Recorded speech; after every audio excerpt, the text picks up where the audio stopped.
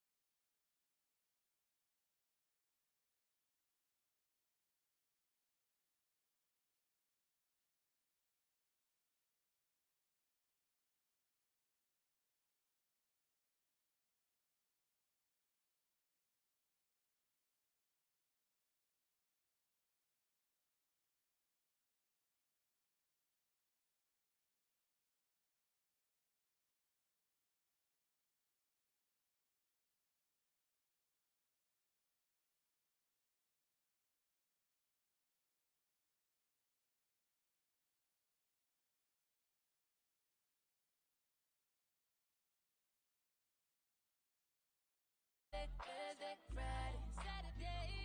Tell me how you want it, yeah. Call me and I'm on my way. Tell me that you need me, yeah. I'll give it to you night and day. I'm talking about Monday, Tuesday, Wednesday, Thursday, Friday, Saturday, Sunday, Monday, Tuesday, Wednesday, Thursday, Friday, Saturday, all day, yeah, yeah. 24/7, yeah, all day, yeah, yeah. 24/7.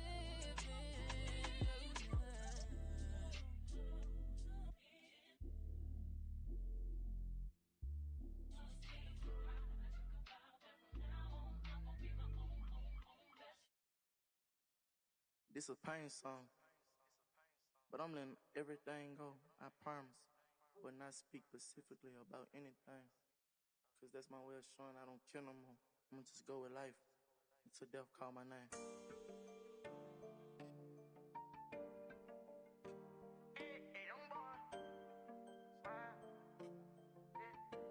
Playboy on this bitch, but he ain't playing no Problems, yeah. Thinking how I'm gonna solve it, yeah. So much pain in my body, yeah. They selling lies and I bought it, yeah. Don't tell me that you love me if you ain't gon' die for me. You can stay the fuck around me if you ain't gon' ride for me. Told me you would never leave, how can you just lie to me, yeah? Get from off your knees, you ain't gotta cry to me, yeah. I been giving all my love, tell me do you feel it? Never learned how to trust, sitting in penitentiary. All for you I take a slug, baby. Who the realest? Had to tell her I'm a genie, I got answer wishes, yeah. I got my static when you ride with me. We get pulled over, no you ain't gon' do no time for me. I put my hands up, yeah. Police you down on me. So many charges make me wanna go and way overseas, yeah.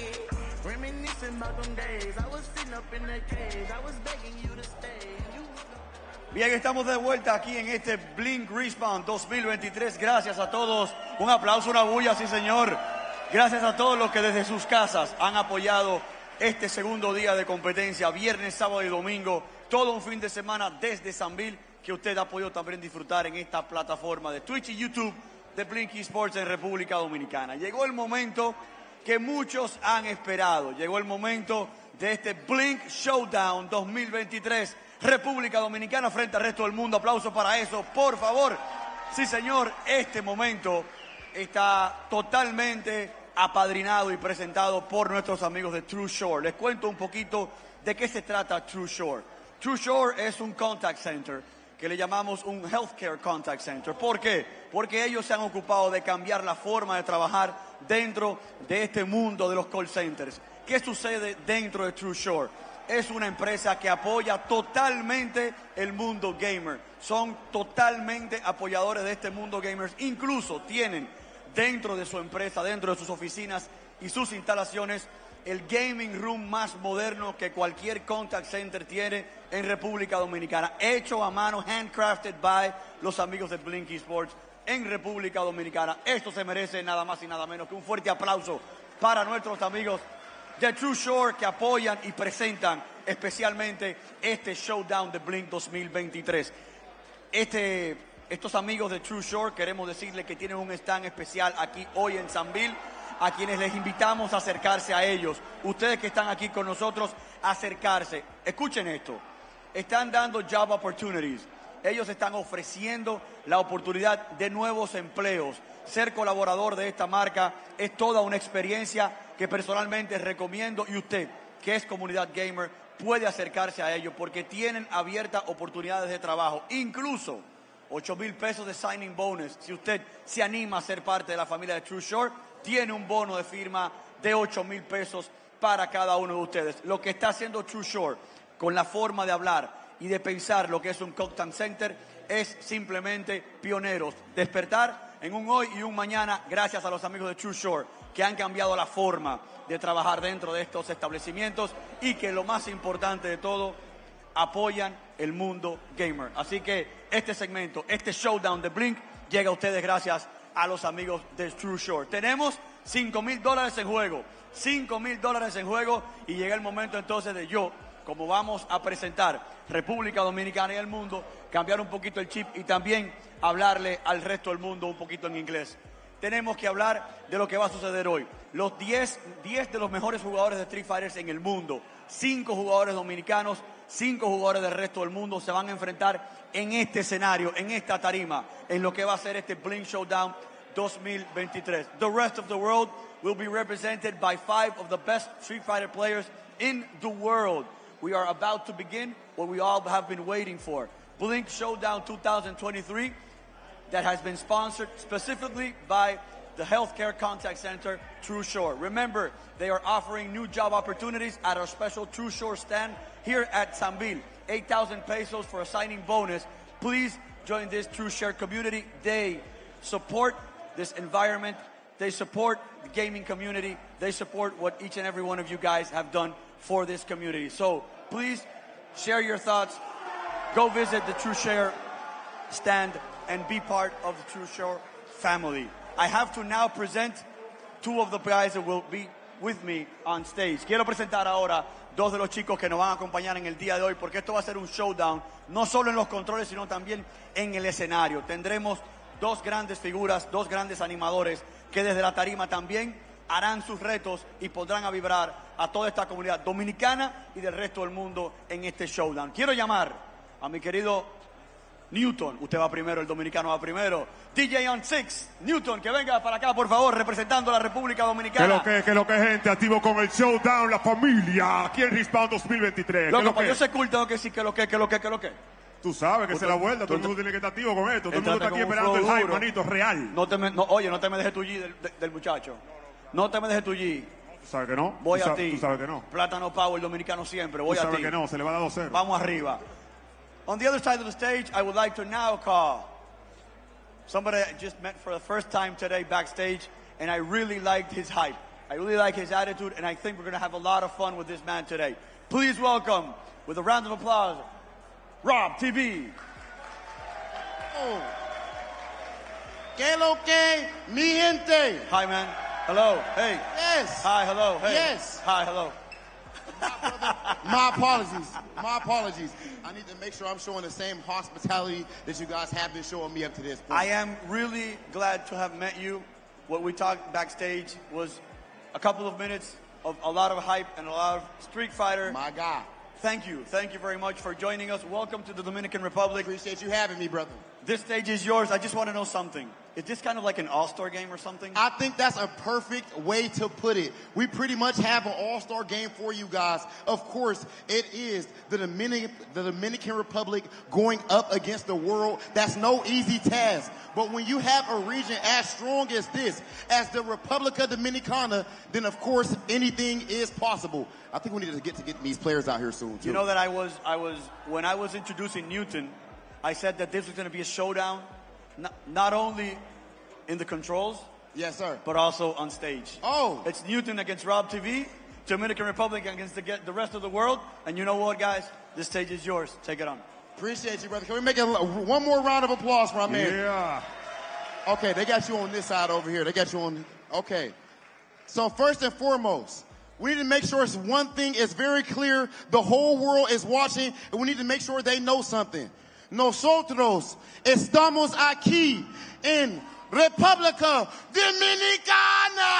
Let's go. La bulla, la gente, activo. And right now, of course, again, we have the world going up against the Dominican Republic. I definitely think that it's hard to call exactly which way this one is gonna go. But I tell you what, this is my first time in the Dominican Republic, and you guys have shown me nothing but love. All we can do in response is give you guys one of the greatest shows that you have ever seen when it comes to esports, and that is exactly what we're about to do. 6, are you ready? I'm ready. I'm ready. Dominican Republic, Let's are go. you ready? Están Okay. ready, la gente ready. That's what I like to hear. This first player that we are bringing out, he hails from another place in Latin America. He put on for his scene, whether it's as a TO or as a player. We've seen him on Street Fighter League. We've seen him put together the team Red Rooster. He is none other than the fighting pride of Puerto Rico, Mono P.O. El monillo. El mono. Puerto Rico en la casa de lo mío, mono. ¿Qué es lo que? ¿Estás ready? Ready para enfrentar a República Dominicana, el mono. Siempre activo, siempre apoyando a República Dominicana. La bulla para el mono, la gente.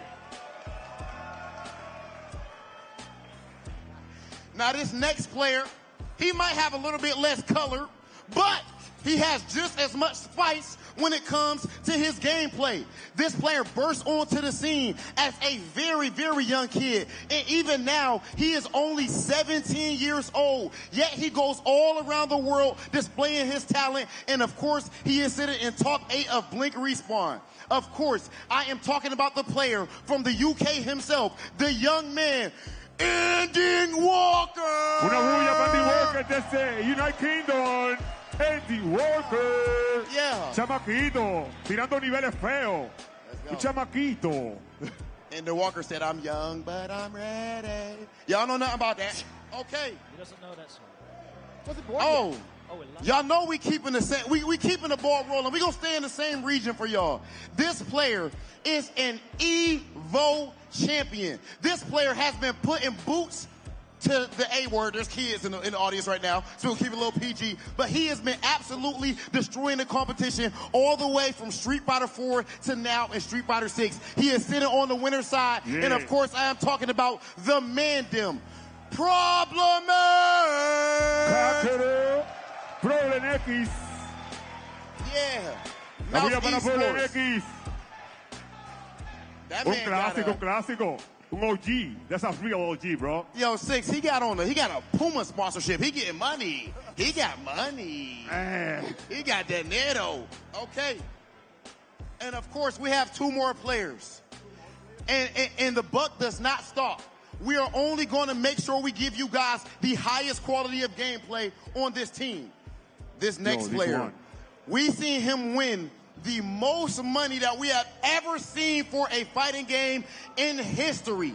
This is the young phenom from Japan. We've seen him in Gamers 8. We've seen him with Daigo, Tokido, you name it. Of course, I am talking about the Gamers 8 champion himself, Kakeru! Llegó Juan Pablo, la bulla República Dominicana para Kakeru. Llegó JP en persona. El mejor JP, señores, no hay forma ahí, ¿eh? El mejor JP, Kakeru. OD. It's OD. I'm getting a little hot up here just all this time. The aura a little bit too strong. Bro, that team is so strong, bro. It's so strong, that team, bro. Man. That's a ridiculous team so far. Crazy. And this last player, man, last but not least, I'm going to go ahead. We already have an Evo champion out here. We already have seen a Gamers 8 champion out here. But how about a Capcom Cup champion from the land of fighting game gods? I am talking about Red Bull's own Gachi-kun! Gachi-kun! Rachido! Llegó Rachido! Llegó el tipo. Gachi-kun, señores. Mucho nivel, uno de los mejores Rachi de todo el mundo aquí, señores. Y este equipo que vemos aquí es increíblemente fuerte. Así que necesitamos de toda la energía de ustedes, ¿no? Para que los muchachos metan mano. Yo, Six, I'm trying to understand something. Why Gachi-kun be so fresh? Like, it's our job to look, we the host and everything like that. He coming out here outdoing us, got the hoop earring and crispy. Bro, and all clean. It's crazy. Man's is clean. Okay. And of course, that is it for El Mundo. But we know what everyone here came to see. Of course, fighting from your home country of República Dominicana, we're about to bring out our first player. Only 20 years old, but he is an absolute animal with that guile. We just saw him in grand finals of CPT. I am talking about Brian D. Let's go, Brian. Let's go. Brian D, señores, uno de los tigres que lo montan en el avión, creo que está ready de lo mío. Los nuevos talentos de República Dominicana aquí representando versus el mundo. De ahí. Look, Brian D, he with the smoke. D. He with the smoke, Six. He already trying to cross over to the other team. You gonna get your chance, young man. Calm down. You gonna get your chance. Call off the hounds for a second, all right, Brian? Now, this next player we about to bring up, This is a legend already in the Dominican fighting game community. He is already qualified for Capcom Cup. We have seen what he's done on Street Fighter League. We've seen what he's done in every single country that he's went to across the world, representing that red, white, and blue Dominican flag that's up right there behind all of you guys. Of course, I am talking about the one, the only, the stylish Cavalucci. La bulla para mi hermano el Cava. Activo. Ready para montarlo en el avión, manito. El Cava. Cava. Cava. Cava. Cava. Let's go.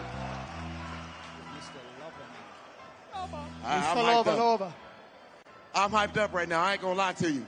Okay. Now, you know, I know out here in Dominican Republic, y'all have produced a whole lot of baseball legends. But I know y'all know a little something about a little sport called basketball too. And sometimes when somebody try to cut you off, you gotta hit them with the crossover. You know what I'm saying? And that means that the player that we have coming up to the stage right now, he is that exact name. We've seen him over the years, Street Fighter, King of Fighters, you name it. He talks his talk and he backs it up. Make some noise for the Dominican Republic's very own Crossover! El Coco Crossover. Crossover, señor, activo. La bulla de la gente para Crossover. El mejor Ken aquí en República Dominicana, durísimo, consistente. Crossover, tenemos un equipo, bien. Otra bulla más para el equipo dominicano y para Crossover. ¿Qué es lo que? Activo la gente mía, manito. Se va a romper. Okay, now, of course, we've got two players left. This next player has been putting in work, has been helping build this scene that we see right here all the way since 2007. This is an OG in the Dominican fighting game community and is well respected across the world. Ladies and gentlemen, put your hands together for Hochi! Hochi Focus! Mi hermano Hochi! Hochi, Hochi, Hochi, Hochi. Hochi tiene su gente aquí activo. And last but not least,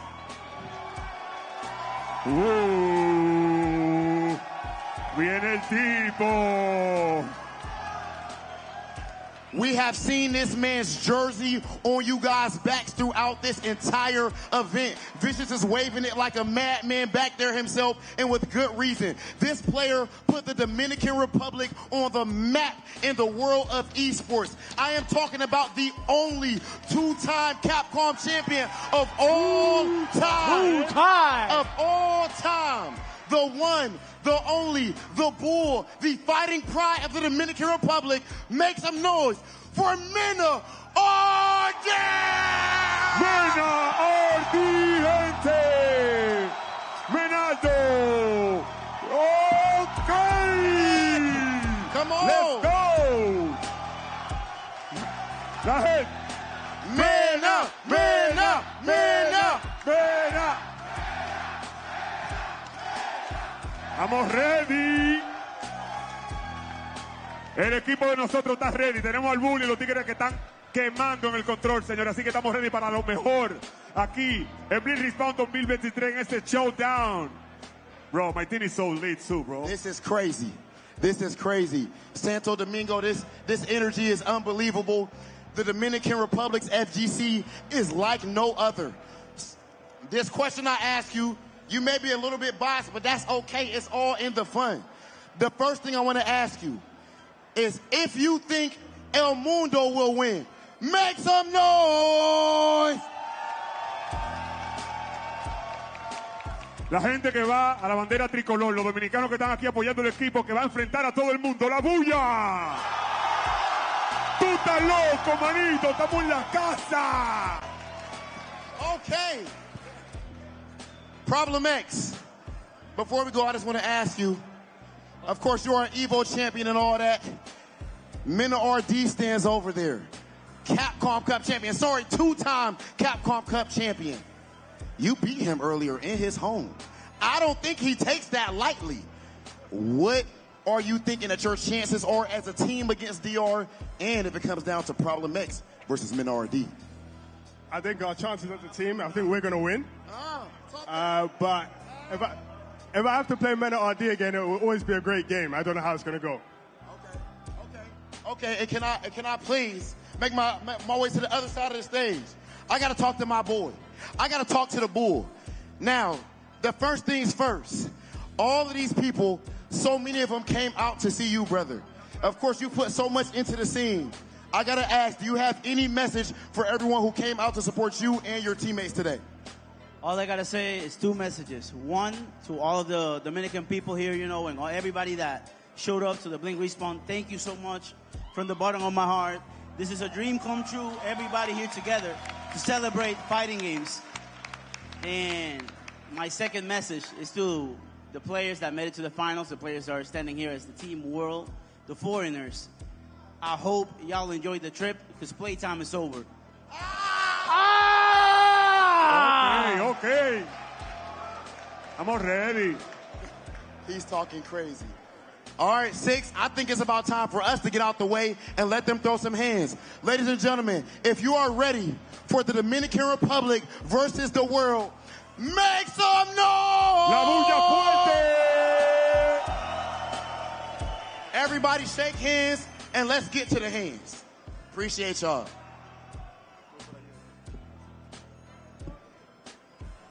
Ladies and gentlemen, you already know what it is. It is time for the big showdown, the world versus Dominican Republic. And to throw it all down, to bring all the action, my name is Vicious, here with Logan Sama as your esteemed guest to bring it all together. But this is your moment. As Robin said earlier, anything can happen. That's exactly what we're going to expect here in this 5v5.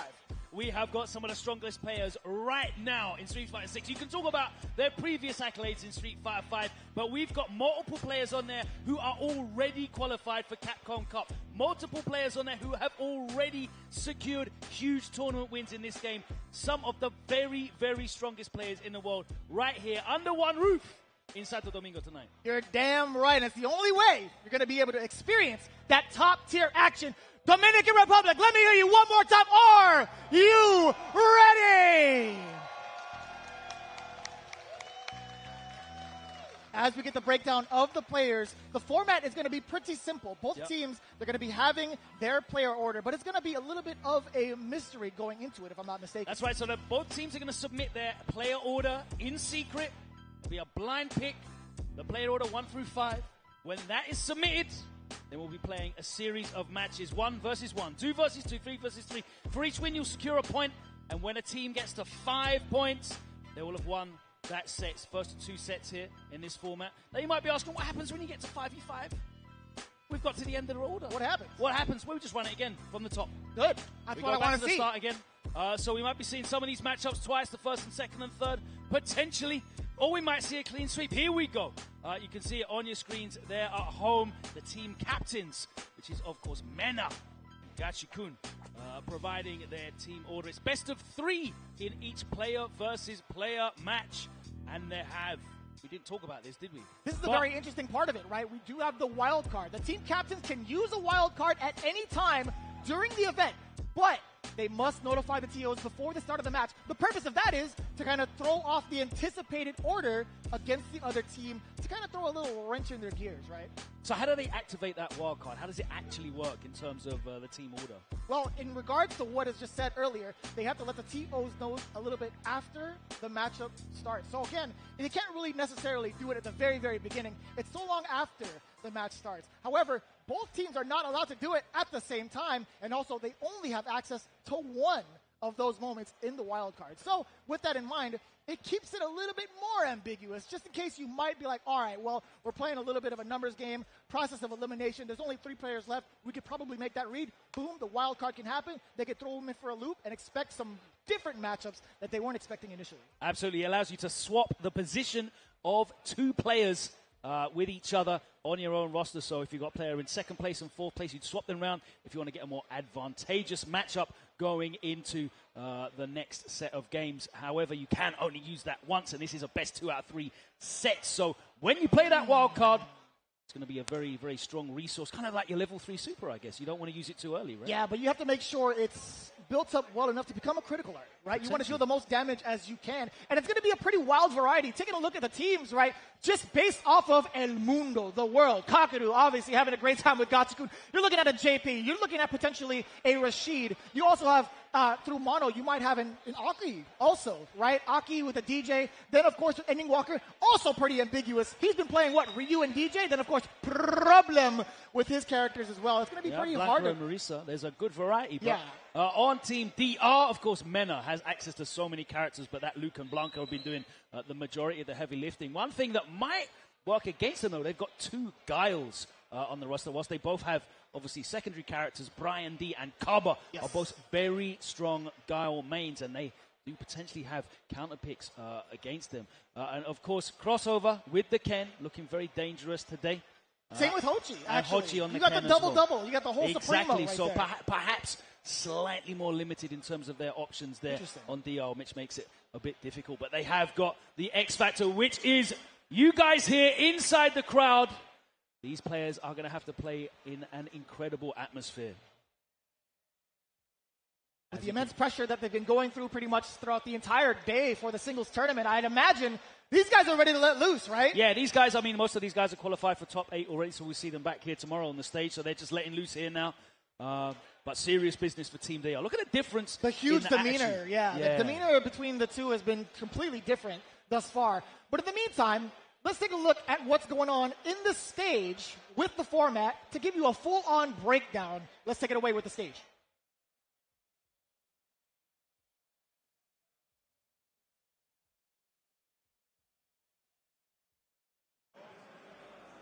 Uno, dos, ok, perfecto. Tomamos un pequeño momento para que ustedes puedan entender el formato de este, Dominicana versus el mundo.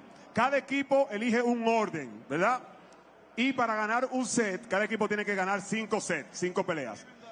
El que gane 2 sets consecutivos, pues ya ganó. No sé si me entienden. Por ejemplo, comienza el mundo y gana 5 sets, a ellos 5, ya ellos ganaron un set. Para ellos poder ganar la competencia completa, tienen que ganar otro. Pero luego de ese set, ellos tienen un wildcard en el que ellos pueden cambiar un personaje, vamos a decirlo así, uno de los muchachos del orden. Pero ese es el formato, ¿verdad? Hay que ganar 2 sets de 5. O sea, 5 sets es un set para un equipo. Bien, para que entiendan. Entonces seguimos con el show, señores. Esa pequeña pausa y seguimos con los comentaristas allá. Okay, as we await the teams to confirm their orders.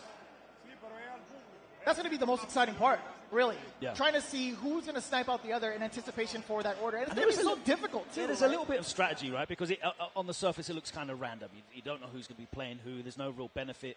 You don't get more points for being in the anchor role in number 5 or 1. But there is a strategy in that it's more likely that your first, second, and third players are going to play twice because it is a race to 5 points. Now, if you drop any games in your set, it means you restart to the That's a very beginning, interesting point, and yeah. you're going to want your strongest players to front load. Now, that does mean that if you can predict who the strongest players are, you have a better chance to maybe leverage some counter picks there. But it's still a heavy kind of guess there.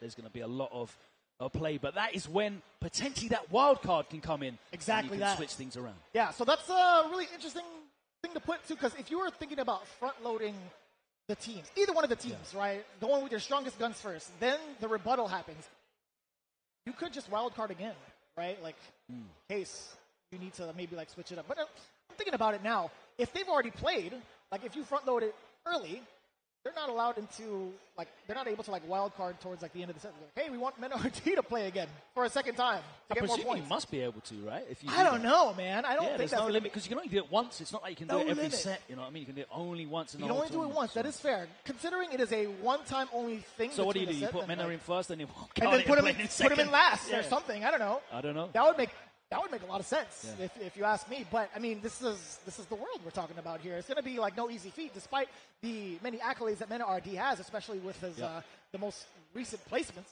Right, also taking a bunch of second places, still not being able to make it to the Capcom Cup. That's got to be a little bit of a chip on his shoulder to prove that he's the best still.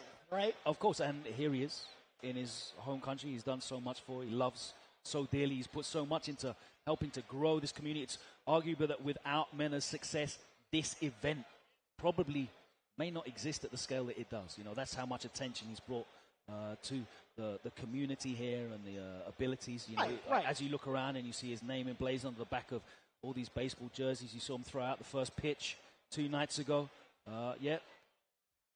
Yeah, I've had the luxury of being able to talk to some of the community here, and they've actually talked about, Men RD opening up an entire school to teach fighting games. Incredible. Legit. And they've actually shown off, like, presentations of him doing so at, like, multiple, like, highlight reels for the CPT as well. One thing I need to know, though, Mena, if he can hear me, I know he's busy with, like, the format and setting things up. When is that Korean barbecue spot opening, bro? He's been trying to do that in the Dominican Republic for years. For real? That's for real, for real. When is that happening? Let me help you with that, bro. Come on now. As an LA native, we have too many of those things. I could definitely hook you up with that. But either way, it's going to be a very interesting composition looking at it, right? You have 2 Guiles, 2 Kens, and Mena RD's plethora of characters for Dominican Republic. Then, of course, the world is pretty much a wild card itself, right? In terms of the player selection. Rashid, Marissa/Blanca, Ryu/DJ/Ken. /Ken, sure. DJ/Aki. DJ/Aki, yeah.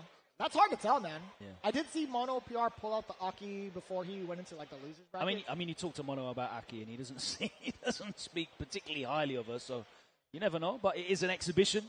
It's when it is time to pull out these wild cards. It's the perfect time to pull it out, yeah. And there we go. We have got the lineup. Ooh. And that's very interesting. So you can see the Team Rest of the World have probably front-loaded their team. Kakaru and Gachikun are probably their 2 strongest in-form players right now. Mena opens up for Team DR.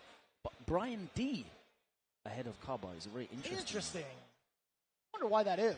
Brian D and Kaba definitely have very, very different styles in terms of, like, the defensive options they choose during, like, the Fireball War, or at least their placement on the stage as well as throwing out the Sonic Booms. But I want to see how intricate it can really get in terms of the difference for these types of matches. Even just looking at their performances today, like, Kaba has looked like a man possessed playing in tournament. Like, he cruised through to top 8 on winner's side with didn't even break a sweat. Brian, of course, fell a bit short, wasn't able to make it into the top 8. So that's a very interesting choice there to have him in second place, perhaps looking to throw off the order potentially, but we shall see. Maybe that's an interesting ploy in which you want to try and keep them away from the JP matchup, which you're going to assume is going to be in one of the first 2 slots. I mean, you're already looking at it, right? Mena RD versus Kakaru, that's 1 JP down. Yeah. I don't know who else is going to step up to the plate in terms of the world for that caliber of JP. But one thing is for certain, right? Having to deal with back-to-back Guiles is a menace. All right, here we go. It's going to be the first matchup. We've already solidified it. The captain from the Dominican Republic stepping up to the plate versus Kakaru from Japan. And we have seen this match on an international stage before. We definitely have.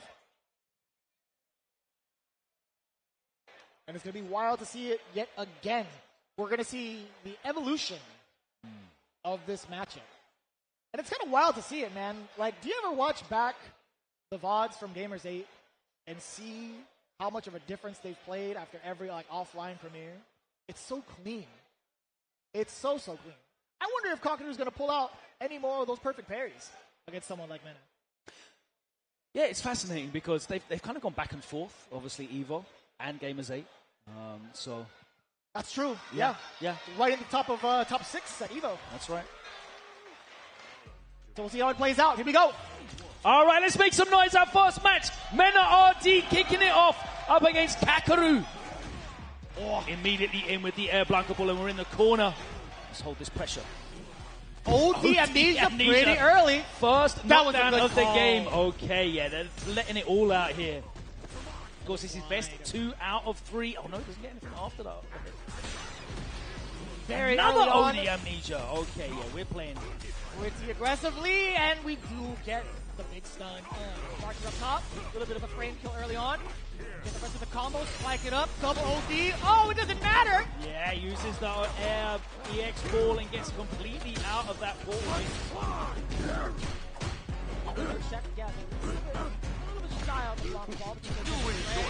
A little bit of a tap to level 2. There's the damage to the drive gauge. That's 1. Oh, that was a bait. It was a bait we all fell for. Help! There's the drive jab game, extends the jab combo and gets the first round. Mena RD needs to fight back. He's trying to press the button. A little bit of a challenge. Mena RD is going to make a pay for it.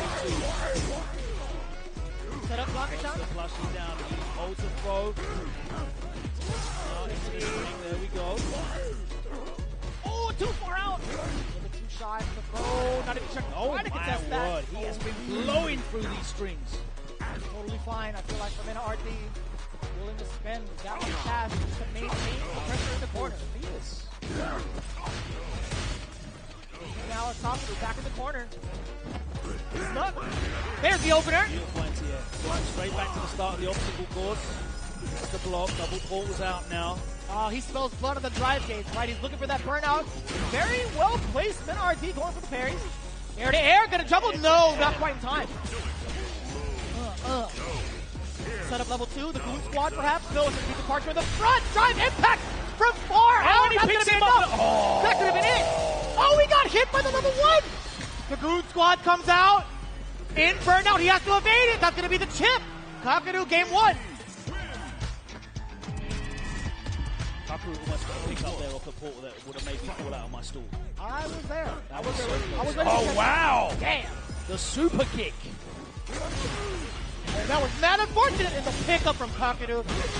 So brilliantly placed. Absolutely ready for it. Set up double departure. OD up all Again, he blows again. through the up ball. No mix up there. Not afraid to Beautiful utilize space it. on that forward fist. Ooh, that's going to be Not so much there on the slide. He's going back to the corner. Huge life lead here for Kakeru. The air throw. How is he ready? Burns himself out. Ready. But Mena miles away from seeing a level 2. This is going to be an impossible comeback if he gets it. Can you set up for a second here? He might have a level 1. He does so successfully. Okay, he's going to be able to get the mix up here after the knockdown with the Blanca Chan. Man. Oh, my! Oh, the hop through! And he's going to hit him with That the was super. big. That setup was That beautiful. was dirty. And the crowd rightfully popping their hell off for Who that. blocked that? Who in the crowd blocked that? You're lying if you say you blocked it. If you There block was that, no way. you're bad. Ain't Oh, he no opens way. him up with a back medium kick. Level 2 time. Time to guess. Oh, he parries. Oh, on the wrist. Finally, that OD up ball gets pulled out by Kakeru. And the level 2. What a Nice block defense. from Mena. Gets Mena with the defense. Pushes him back towards the wall. Could have been maybe potential. Sorry. Oh my god, that was a punish counter. Rock. Gets the bailout. Back in the green. What happens now? Is he going to be aggressive? He does have a slight life lead. A little bit of a lead in the drive gate Awkward up range until that that point. was to jump in from. The jump medium punch, that thing is mad far. Yeah, a little bit too far away from the roundhouse to really work. The whip punish! What? What a whip punish! Damn! Oh my god! What a call out! They What? say that you cannot whip punish JP's normals, there's no hurt box. That doesn't matter if you drive rush punish them. Oh my god. And it's been proven. Crazy. It's a scientific fact. The numbers don't lie. Deciding game. Air throw. Oh, looking for that OD OD up ball. up ball again. It's so intense. Mena has had some success. 3 out of 4 hit Nani? matches. And what a waste of 2 bars that was as well. Fantastic result for Mena. Huge life lead here. You gotta be feeling good about yourself, being able to train out some of that drive gauge now from Kakeru. Back towards the wall as well. Could be a little bit problematic. What a stop The against timing the on that one, he was shorter ready for the Blanca light ball. Blanca ball.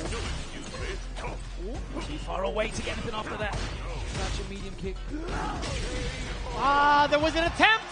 There was an attempt to interrupt the Blanca ball on the way over. Kakeru not ready for it. Match point for Mena RD to get the first point on the board for Dominican Republic. And he's off to a great start, off to the races. Here comes the damage. Here comes the pressure. What's he going to do now that Kakeru back to the corner? The back throw, so important for Kakeru to survive. On the block. He gets out of the corner and he's got the knockdown here. Plus frames, hold that throw. Looking for the shimmy, doesn't come. Kakeru pressing buttons. Beautiful space. -12 that time. Oh my God, the jump back catches him though. Mena with the level 3. One touch will do it here for Mena. Absolutely. Any sort of cancelable normal that he can go into a drive rush into, that level 3 is going to be connecting, gets the knockdown, waiting for it. A little bit of light pressure, checking with the medium punch as well. Mena RD playing the right spacing to react to anything that Kakadu does. Not maintaining the charge though. I think he's fine with that. Not ready for it. Sort of projectile. Cancelable. On deck for both. No shot! He pressed the button and that's going to be it. Mena RD takes the first set with a Rago level 3 in the string. And the DR goes up 1-0. Hit him with the Magnus playtime has ended. You can hear the electricity in the crowd right now. Only offline, ladies and gentlemen, only offline. Truly. We're here live and in the flesh. The passion is here. The passion is Dominican Republic. Mena RD setting things off right. And now, up next, the young gunner, Brian D. Not a lot has been said about Brian D, I feel like. He's been one of the more consistent Guile players, which is funny. He's been like that out the gate. Pretty much getting himself top 5, even top 3, taking down some of the big He won a events bunch of weekly events as well. Like he was going head for head with Wins in Kaba, but I think being in the same region as Kaba is what kind of overshadows him in terms of recognition, because you think about Guile and you think about the DR, and Kaba is just there, big, present. Multiple Capcom Cup qualifications. He's had some big wins, but Brian D waiting in the wings to come through. As we look at some of the replays from that, so I didn't know we were going to have replays. This is exciting. Look at this. The level 1 closes it out. Sensational stuff. That mix-up was filthy. Nobody was blocking that, but I do like the control too. The pace overall from Mena RD. That whip punish was ridiculous. You can't whiff a button against either of these players. So that's what comes to my surprise. I feel like, Kakadu throwing out that crouching medium punch, as much as a belligerent normal as that is, it's very, very difficult to get like a solid punish counter on. So it's like, how are you even anticipating that? Mena RD, he's always ready for something. And that's the craziest thing to me. It's actually the craziest thing. Ridiculous. He knows he has that tech in his pocket. He knows that's a punish. And this is more about being aware of situations and having it there. Ready to go, obviously knowing that it's possible and executing it on such a grand stage under so much pressure are very, very different things, but it's fantastic. Every time we watch players like Mena, Kakeru, Gachikun, players like Angry Birds, obviously not here tonight as well, every time we watch them play in these big offline major environments, I'm seeing new tech. I'm learning more about the game. I'm seeing more things are possible for these great players to accomplish, and Mena showing us some crazy stuff there in that first set. The question is, who does the world send up next to face off against Brian D? It is Gachikun in second, yeah. Right, that's right, yeah. Which means we've got a very interesting matchup with Kaba and Problem X right. in the third spot as well. So that's going to be very, very interesting. Guile against Marissa, most likely. Yeah, I want to see how that level is played, actually. I don't think I've been able to... I didn't have the luxury to see them play casual sets, actually. They've been doing that a little bit. I haven't seen that either. A little bit earlier on. I know, Problem X and Gachikun have had their fill of their own first to fives, but I would love to see, that matchup in its full capacity. Stuff you can only enjoy if you're here in person, offline. It's going to be sick. I feel like Problem X also has been in a little bit of a character crisis, no? No, he's definitely settled in now with Marissa. Marissa's definitely the one that he's putting most of the time into. I think it's more the secondary character that he's looking into, but the Blanca is there. And the Blanca's definitely helping him out in matches specific like Kami. But that will be coming up in the third match. What we have now is a man that's definitely not in a character crisis anymore. His Thank character. God.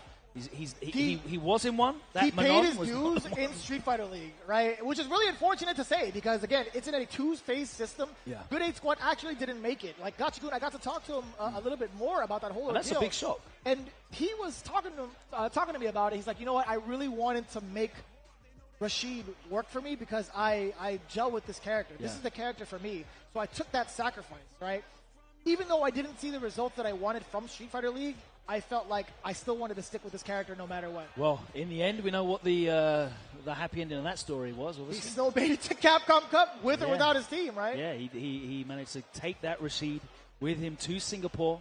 The first offline Premier we've had outside of EVO in a number of years, and he managed to get the win now. Now, one of the interesting things is Rashid's a character that you don't have a lot of representation for.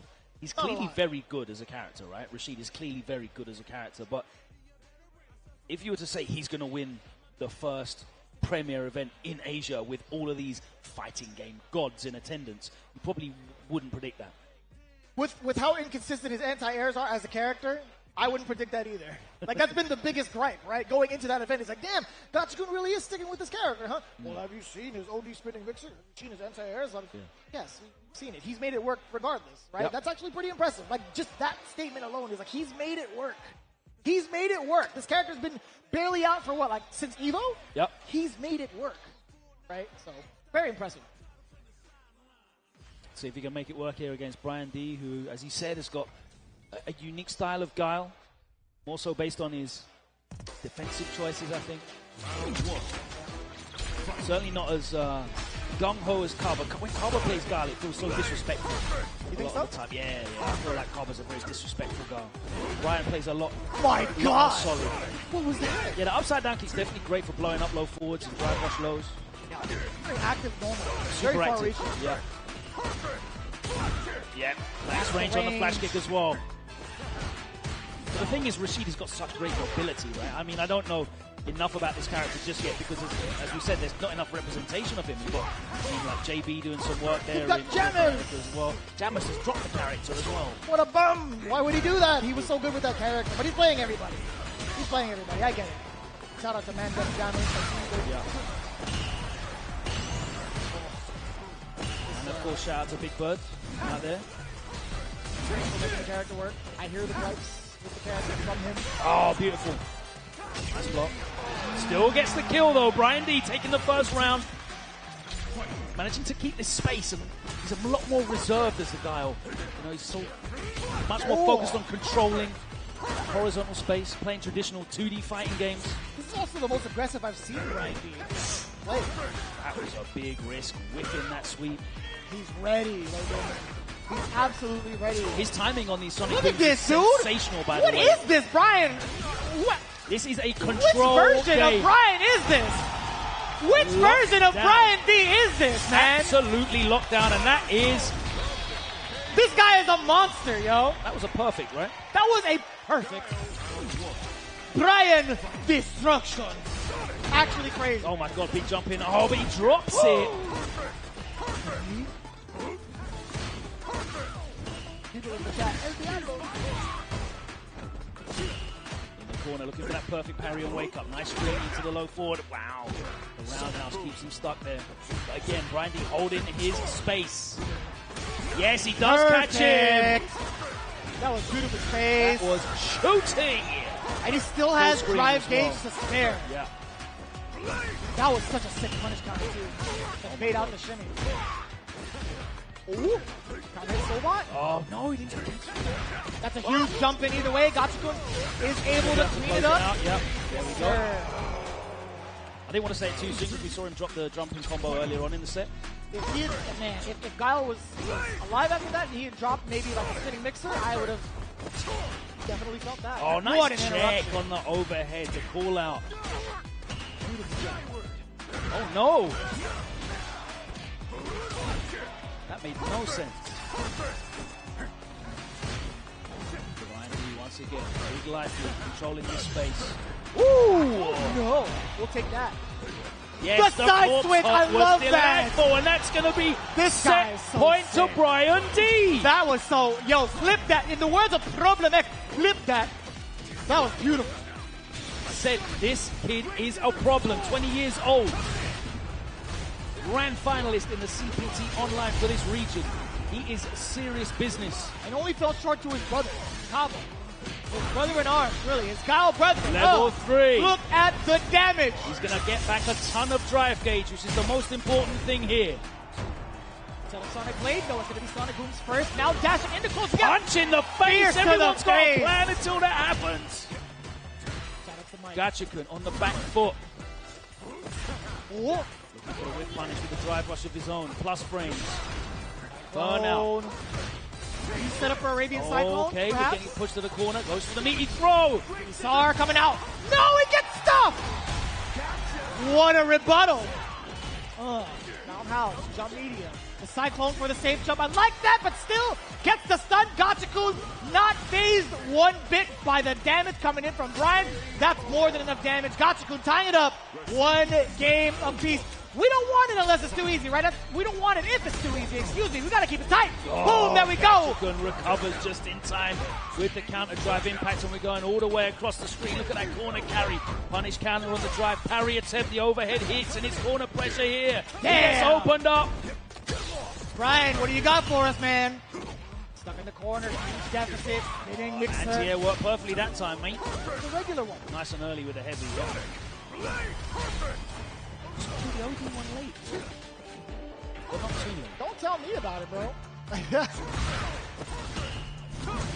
I'm still gonna get clipped. All right, here we go again. Brian D chucking out some of these booms. Create an opportunity for Gachikun to misstep, perhaps possibly jump. Gachikun doesn't have to do anything here. Oh my god. And that's a punish. Yeah. Beautiful. Beautiful done. Set point now to Gachikun and how it's turned around. Oh! That was so close to being a huge punish. Alright, Sar comes out. Time to guess. You got the damage in there. I know that one. Desert Storm. Desert Storm! Mixed one. It is. I see guys. Good up, Jack.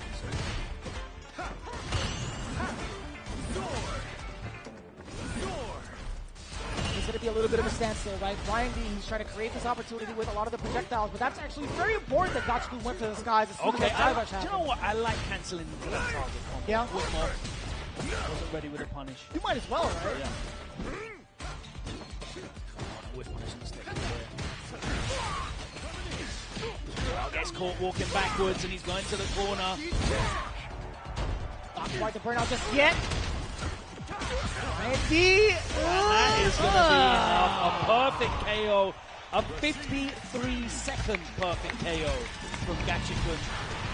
I'm still not used to saying that in this game. Against the Guile? Like you're bound to... A 53-second perfect. The law of like averages... A crazy thing to say in general, just because you don't take chip unless you're in burnout in this game, of course. Wild.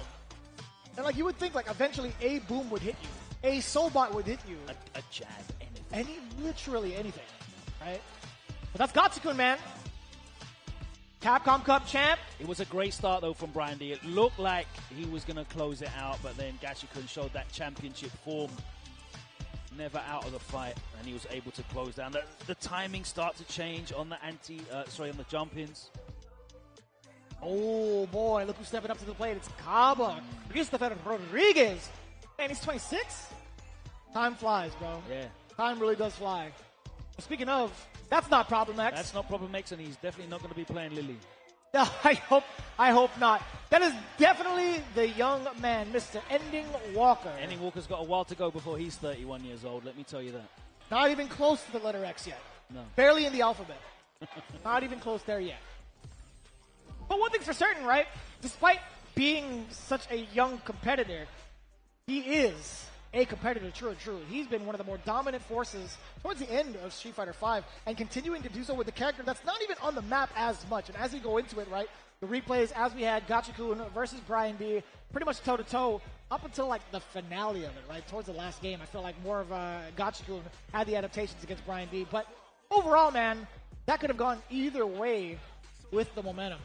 And I will say, big ups to Gachikun for recognizing when that drive rush was coming. I do like that. But it is indeed going to be Problem X. All right, a little bit of a switch up graphically. But from the initial order, Problem X was slated to face off against Caba, which we talked about a little bit earlier, right? Yeah, I mean, obviously that's worked out in terms of this pick. It's going to probably be Marissa into the Guile. Very much expecting that. And Marissa's mobility, her ability to traverse like projectiles in the neutral, her ability to trade with a Gladius, the risk of that there, always present for Guile. And Guile has to take big risks to get you off of him as well. That flash kick, if you bait that flash kick out against Marissa, in terms of damage in this game, she's got to be up there as like top one what she can do in terms of reversal punishes. Sure. If she has the resources, you get snuffed. So it's very hard to keep her out. It's very, very difficult to stop her from getting in whenever she wants with the traditional tools that Gao has. And he doesn't have a long list of tools, right?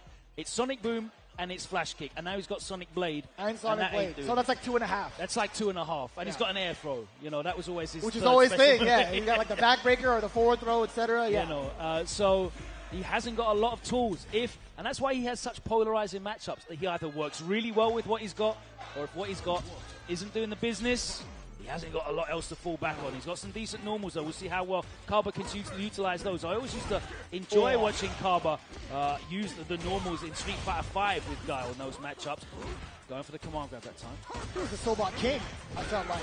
Big punish counter against the Gladius. You talked about that earlier, right? Being able to utilize the armor to get past the projectile. That's something Kaba has kept in mind thus far and has gotten a big punish out of it so far. But now Problem X, spending the drive gauge a little bit early, actually at the appropriate time, getting him in the corner. Kaba, he's taking so much damage to the drive gauge. And his life bar!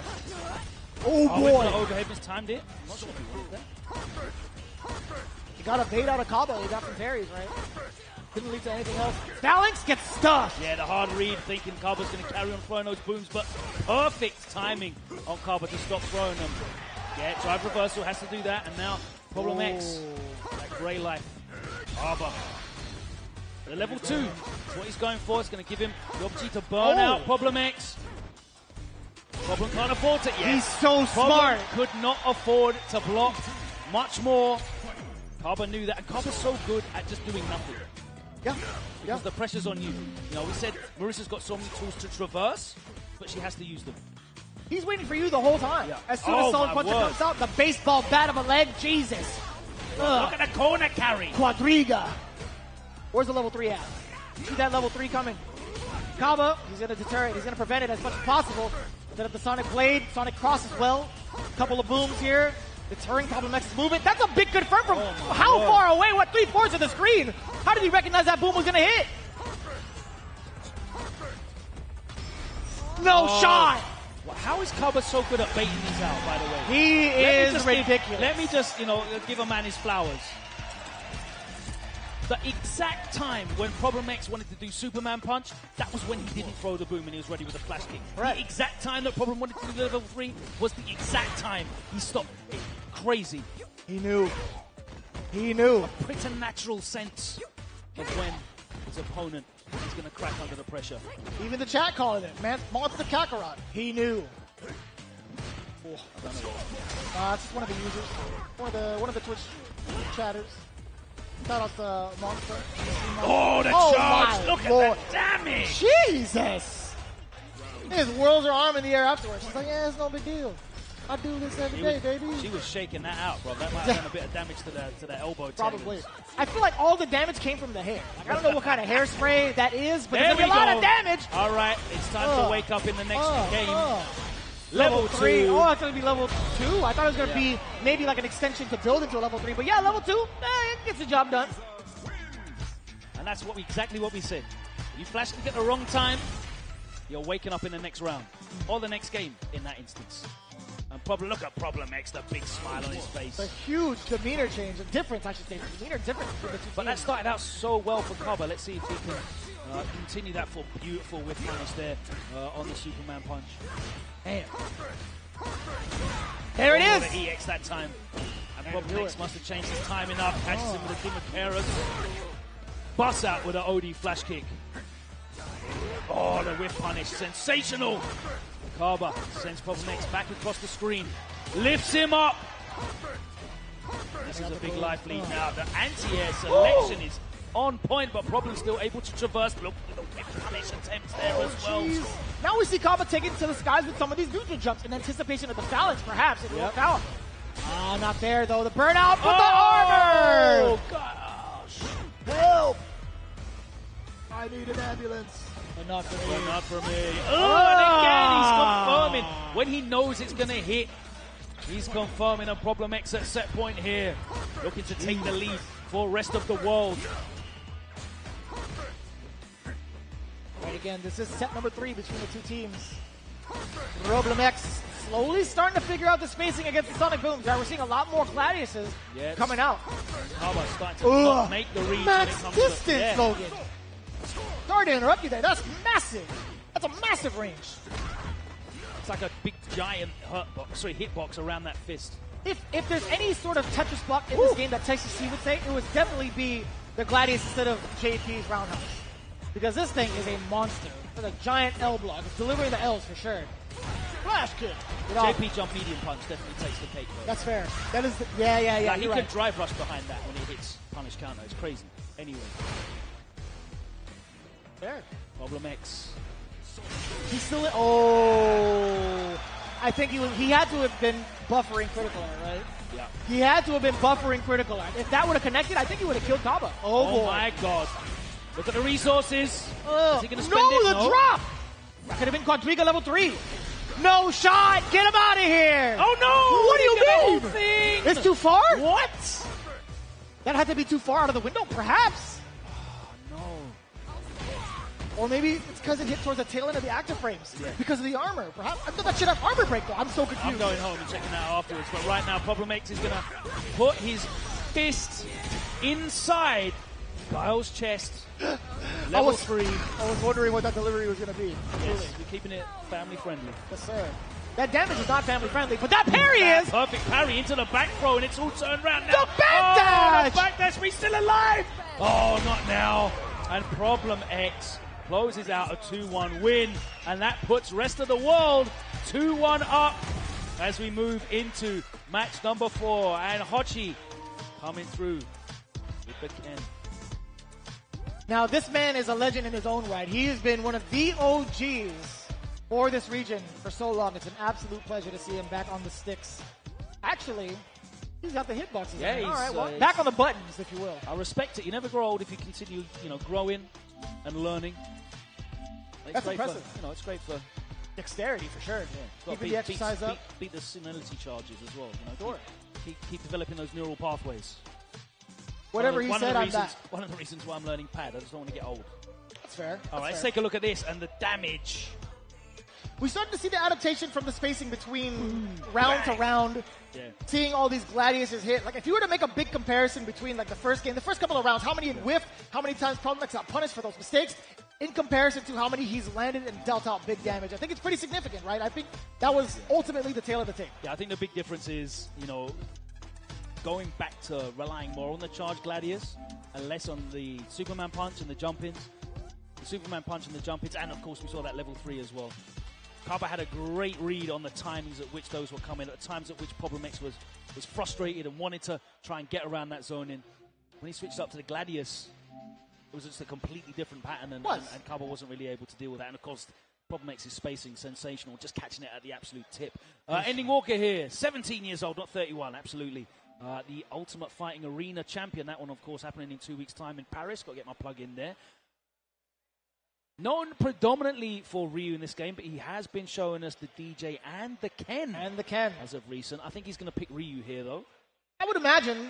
We got to pick his brain a little bit as to his choices at the offline premiere in France, as to why he even chose Ken for certain matchups. And he's like, you know what, I got destroyed the last time I picked Ken against this particular player. But there's something to be said, right? I think having the Ryu pick as his main throws a lot of people off, especially at the level that he performs at. I think this Ryu pick is going to be so difficult for anybody to really contest against, because I think on this stage, currently in the meta of Street Fighter 6, nobody has played to the degree of Ryu that Ending Walker performs at. I don't think anybody is truly ready. Not to the performance levels, absolutely. I mean, we've got a couple of Ryus actually out in Europe. Shout out to Semi, very dangerous. I can't remember the name of the other one. Damn it. Old brain slipping. It happens. But there's only a handful of Ryus out there. Not a character that people have really taken to. Certainly better options out there if you want to play Shoto-esque characters, specifically Ken and Luke doing that job better. But Ryu still hits like a truck, and he's got some favorable matchups, and I think he gives Ryu a somewhat of a difficult time. I wouldn't say that he beats beats Ken, but certainly tricky. We'll see. I still don't know who he's picked, because we don't see the screen here, but we can only speculate, and I know that he very much enjoys the Ryu-Ken matchup. Yeah, I'd imagine it has to be Ken. Like, there's no way of playing Street Fighter 6 without encountering at least a Ken, at least a Luke, at least a JP.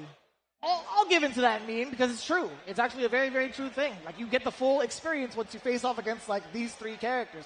And it says a lot, too, because Ending Walker, obviously, he's going to prepare for the meta. he's going to go against the grain and prepare for the meta. You've literally done that with Ed. Yeah.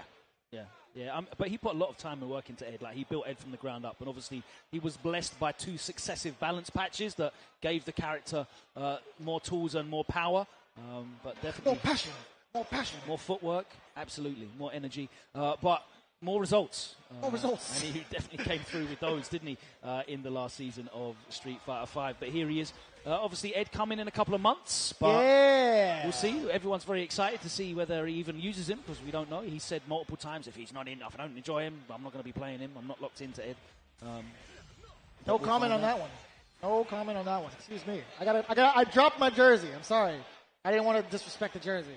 It was the Men ID jersey. Has the have the voice files leaked yet? I had to hide it right now. I had to shove it in the vault. I'm gonna send it over to Capcom. But all jokes aside, though, again, it's gonna be a very interesting development. Like any sort of DLC that comes out, we always get to see the honeymoon phase of it. Mm-hmm. Then, of course, we see the gripes on social media. Yeah. Like this character X is not enough for. Here's the combos I can do in the corner on punish counter with 6 drive gauges and level 3. Yeah, that's the first one. Here's another high damage combo off of a jumping. Yeah, here's the Oki from. Here's my 2-touch with an Oki. Here's my looping offense. Yeah. And then you start realizing that your drive rush isn't great and you can't play neutral and your wake up's terrible. Shout out to the Aki players out there.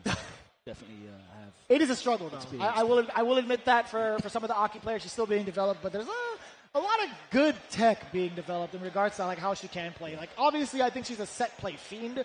I think that character is phenomenal with set play. Her offensive capabilities are, man, it's so intimidating to play against. But getting to that state can be a little difficult. Just a little bit. But again, we are setting up ending Walker facing off against Hochi. It's going to be Ryu potentially versus Ken. For those of you having a good time out there, that is for sure. Do we have a single fight stick player? It's Mono, isn't it? I think Mono is the only fight stick player on the entire stage. Perhaps. I actually do not recall what peripheral of choice Crossover has. He's on pad, actually, right? Who, sorry? Crossover? Pretty sure he's on pad, right? The future is now. Oh, man. I still prefer a stick, especially the new, the Silent JLX. The new one? Yeah. It's with the activation. Yeah, you get to change the actuation point to make it a little bit stricter or pretty much You've changed the spring, heavier spring, so you return to neutral faster. No, I didn't change the spring enough. Yeah, get the heavier spring as well. No, I just changed the actuation point. No, but get the heavier spring. I'm going to break my wrist. I don't have forearms. I'm not saying get Steve's spring, because that thing's crazy, but you can get a 2-pound spring. They're good. I'll pass, fam. Come on, bro. I'll be all right. You got to listen. You're probably still playing on a 60 hertz monitor in your house as well. Correct. I mean, if I had that... Optimized for PS4. Listen, monitors are monitors for me, man. I'm trying to save my money. I'm trying to pinch some pennies. And also... No, you're not. I've seen your unboxings. That's different. That's different. That's different. That's different. Yeah, you tell yourself more passion investment. More passion. You tell yourself. But we are setting up again. Do mind packs and make a fortune. No, yeah, I mean, who knows? Who knows, right? It's all lottery anyway. But again, you guys have been tuning in to the exhibition. It is Dominican Republic versus the world. We are still setting up between our fourth matchup. Yeah, this is only match number 4. 2-1 currently to the rest of the world. El Mundo. El Mundo. Called it. Shout outs to Rob TV. His Rosetta Stone has been paying off, clearly. It's more like word of the day toilet paper. I don't know if it was. I think it was phrases. It might have been like Duolingo, perhaps. Yeah. Hanging out with the owl. He hit a 2-day streak with the owl. 2-day streak is what it is. Yeah, I believe it. Shout outs to Rob. Roberto Television. Is he going to come back and do some more work? Where's he gone? Who knows, man? I'll tell you what, you guys have been tuning in, and obviously the energy has been nothing but electric throughout the entire arena. Oh, bro. Pretty much all day. It is and everybody that we've been able to shake hands with and take pictures with, you guys are truly the MVPs, man. The community is so tight-knit. Anytime a Dominican representative steps up to the stream, it's nothing but energy. They're loud. They're ready. Always They're paying attention, eyes open. Shout out to Lee Chung, by the way. It's been very enlightening, actually. Very refreshing. Because we don't get to have this as often anymore. Since COVID. Yeah. Other than what? Evo, Capcom Cup, those 2 celebrations. Combo Breaker as well.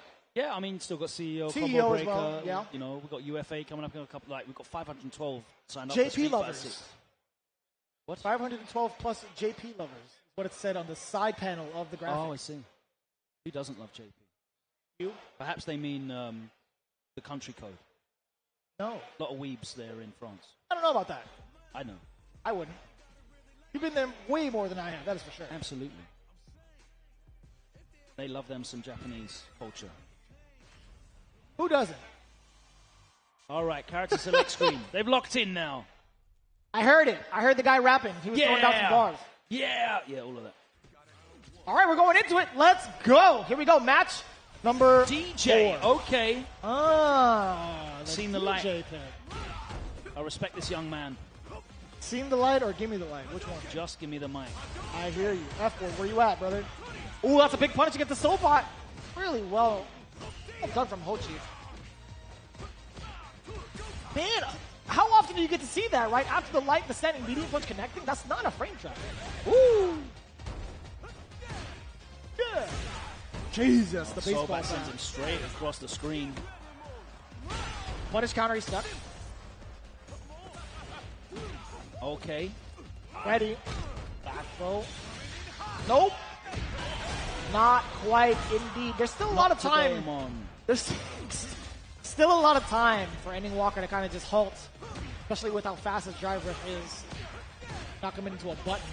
Let me see that corner carry. All right, meaty throw time. Everyone's favorite throw loops. The trade could have got something off that trade combo. Oh, it's still going to punish. Damn, that took forever to recover. Did you see that? Against the whiff throw? Yeah. Hochi Hey, with the throw bait, and he takes the round in convincing fashion, and that's what the crowd needed to liven up here. Oh, nice anti-air back roundhouse with a knockdown from the overhead. Double jackknife.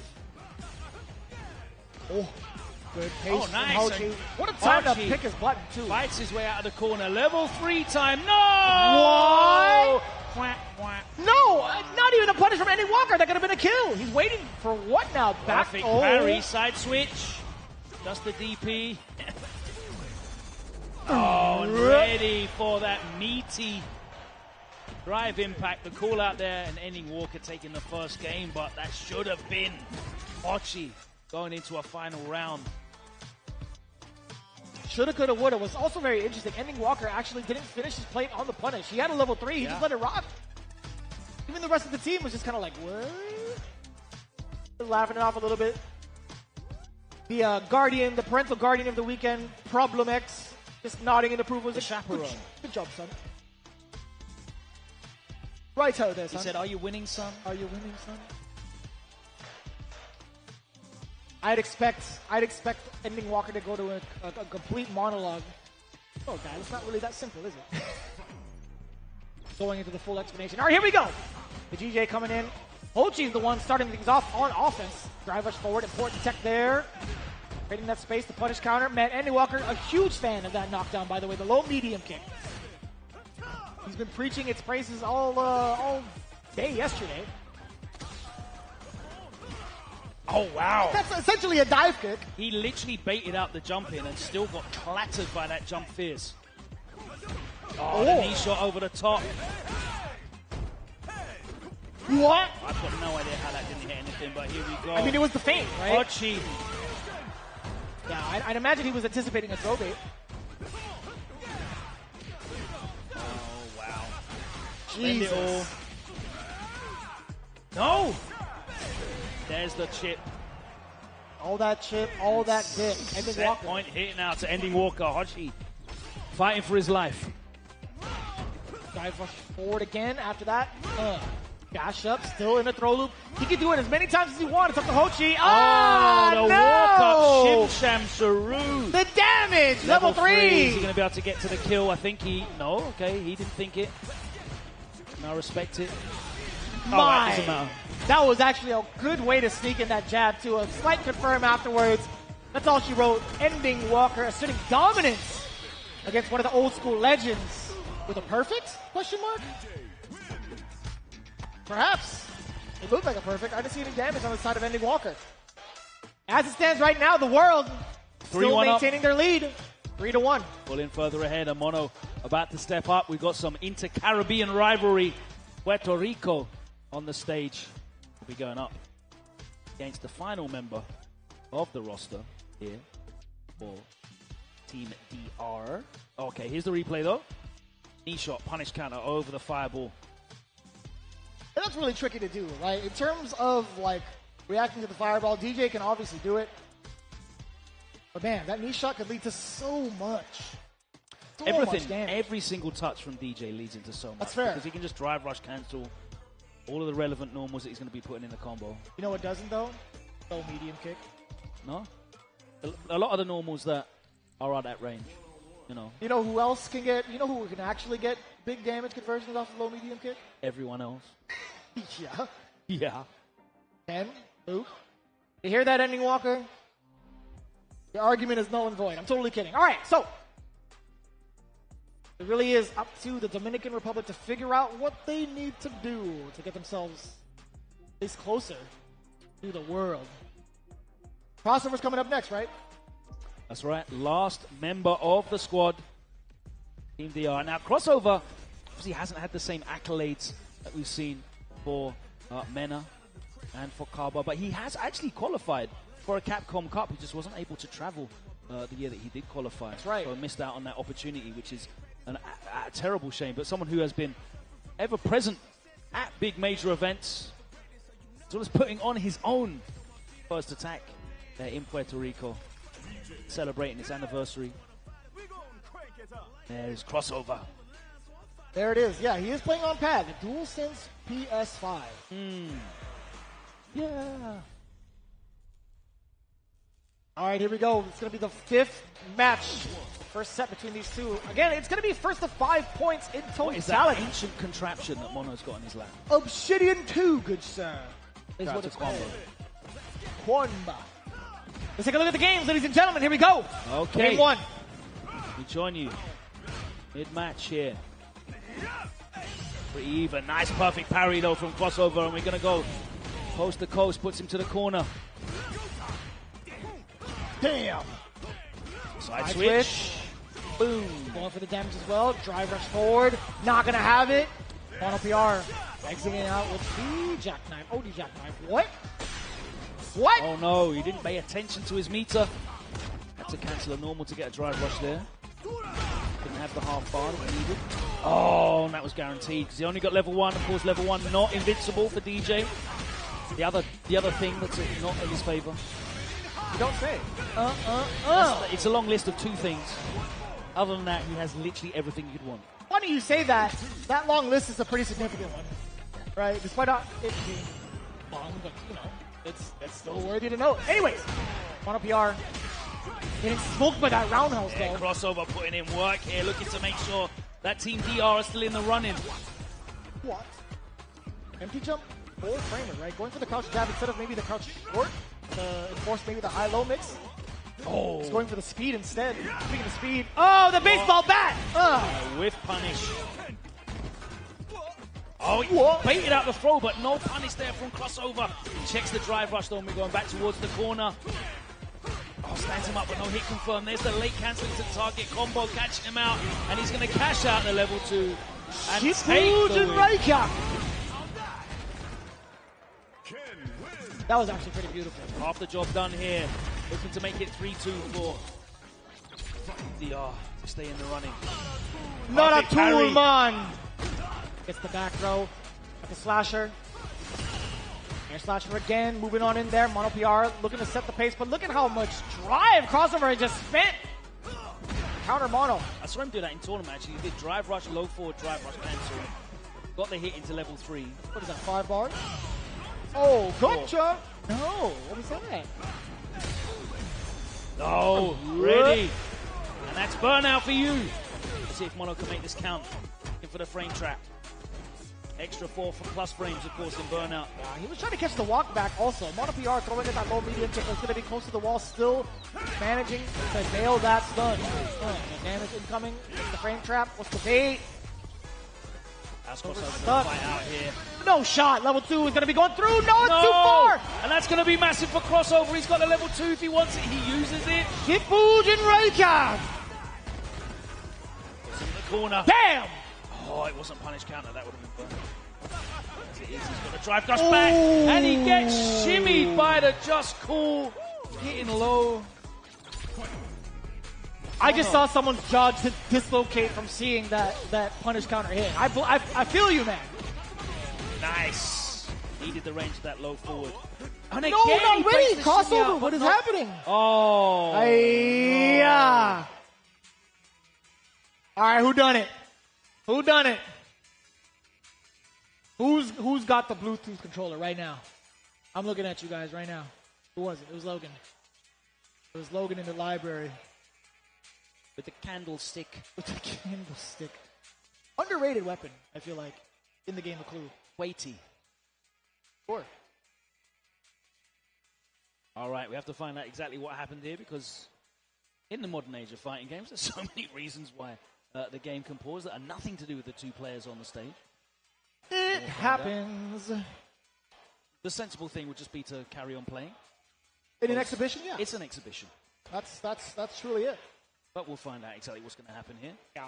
We're just trying to figure out. We did see crossover have his character. Gave him the little. Kind of moving over, yeah. Gave him the little point. Who was that guy? Yeah, Officer. I think so. Pointed at his own teammate. Find out. But either way you spin it, there was a lot of damage on the table for crossover to get that punish counter off of the shimmy. He's had a lot of success with that thus far. 3 times in this set already? But I think he hasn't capitalized on it. He hasn't capitalized on it once, if I'm not mistaken. Yeah, I mean, I'm not sure what he's looking for. He's just walking back and nothing. You gotta throw out that button, man. Even a low forward punish counter, or actually setting fierce punish counter leads into that low forward, into the drive rush. Very, very easy confirm. Plenty of time to get into it. Leads to so much damage, and you're already in the corner, so you can opt to go for high damage with, maybe like Jinrai if you wanted to? Jinrai loops? Yeah, you can just go crouch. You can literally just do crouch fierce into heavy Jinrai, and that probably does the most damage anyway. Yeah. Keep it simple. All right, and we're keeping it simple. We're just going straight back into it, as it should be. All right, here we go. Huge. Crossover with the hit. We're going to the corner. Set point here. The throw loops.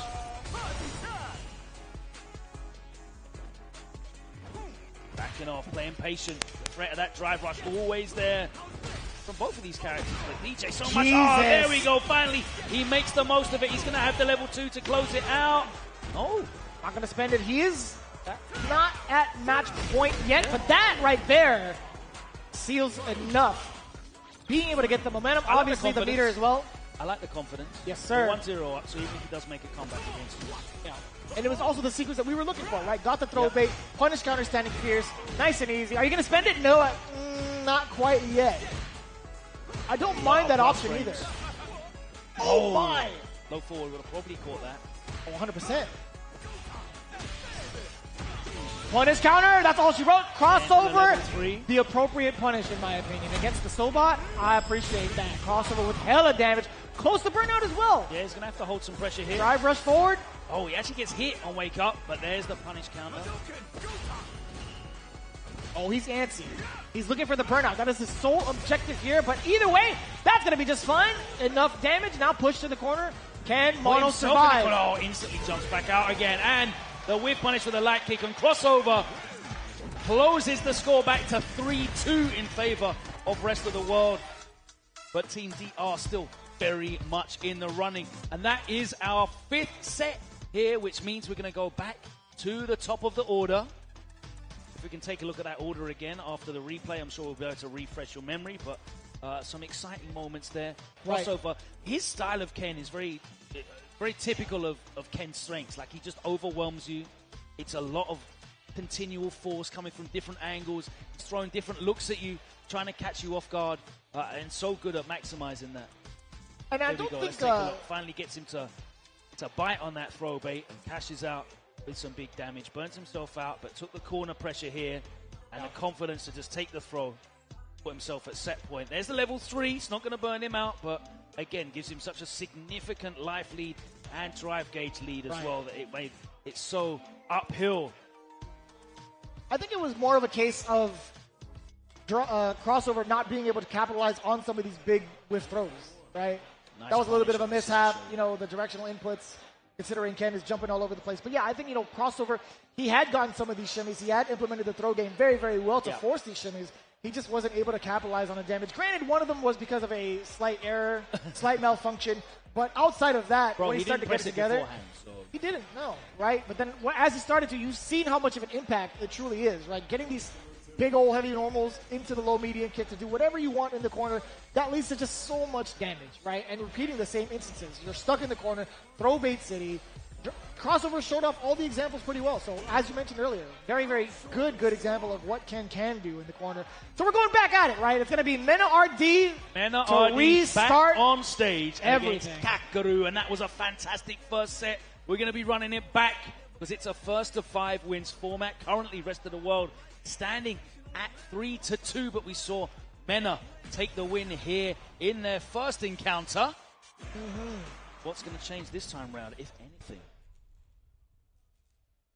Well, we've seen how electric, no pun intended, that Blanca was against Kakaru. Yeah, some beautiful tech, some unbelievable whip punishes. Nice, perfect parry timing on that. Drive rush low, strong. Ooh. Sorry. A bit too far out. That's going to punish.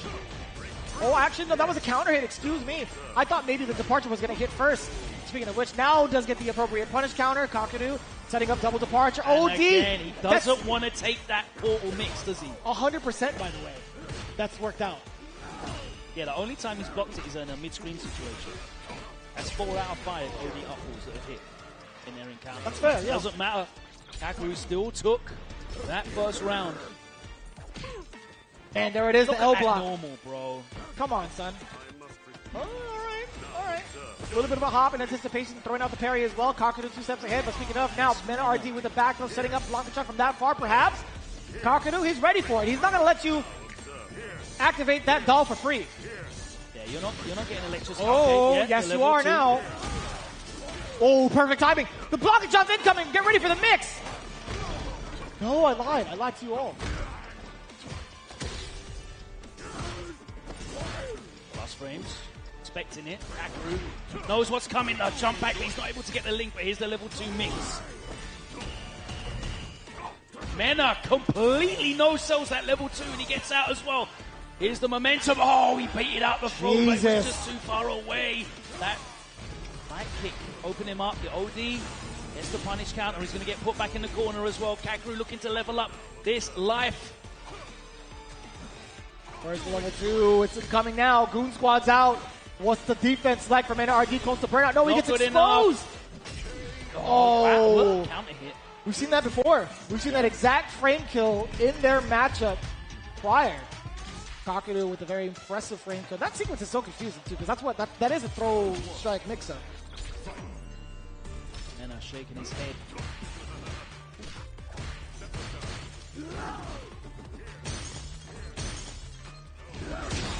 Battle of the drive gauge essentially between these two. Nice. Gets the OD Blanca ball for the follow-up as well. With the damage too.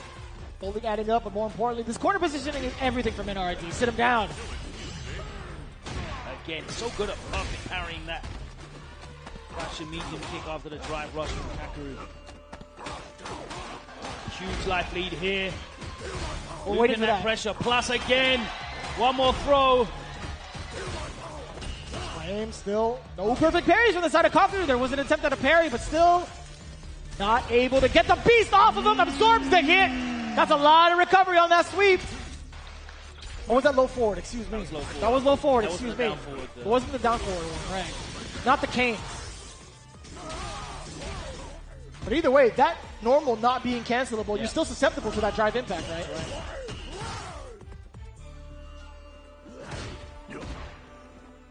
I didn't realize he was already in lightning mode. Oh? Yeah, that one was poorly spaced, a little bit too close, -14, so he gets the punish there and sends him all the way back across the screen. Anti-air? Firing right back, but Mena gets the better exchange. I like that.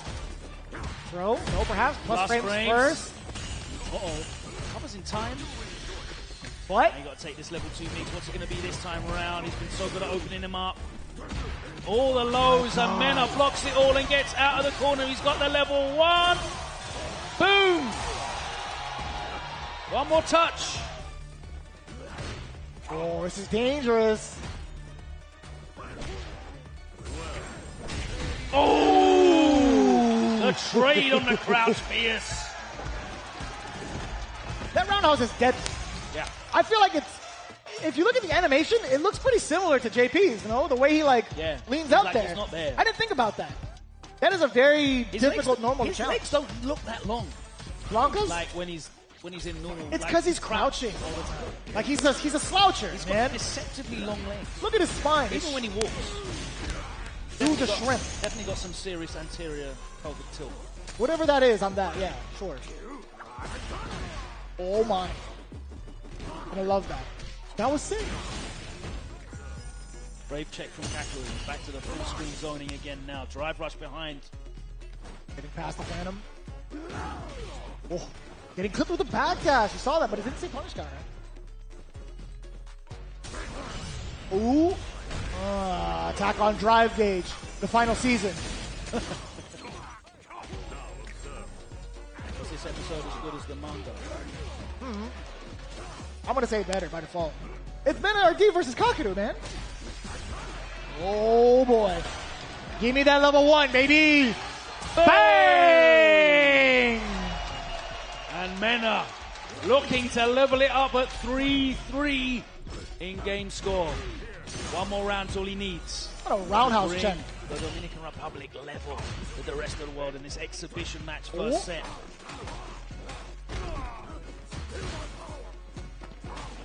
Another throw. He's biting me. Hit him off me. What do you do now? Kakaroo's trying to find some space, and I like that. Hey, that's way better for Mena RD. Off of the OD air ball. Dashing on up. Parry's there. Activation City. There's a time to block limit. Welcome to Street Fighter 6. Shout out to Yipes and Luke Chung, always. Love you guys. The BFF. The can is fully opened. Fight this man's face. Oh, the side switch into the back row, but he's still in it. Yes. One more touch, though. It's so tough. If you're Kakaroo, what do you do? Where's the opener? The He parry. parries. The plus range and the throw closes it out. And Mena brings it back to 3-3 in this exhibition match. We got ourselves a real match, ladies and gentlemen. It's really real. That's 2 times over that he's taking down Kakaroo. Yeah. That's a statement, man. It's a pretty powerful statement. He's a strong player. This guy's pretty good. He's pretty good at this game. I think, 2 wins over Kakaroo, 2 wins against the world over at Capcom Cup. It's fitting. It makes sense.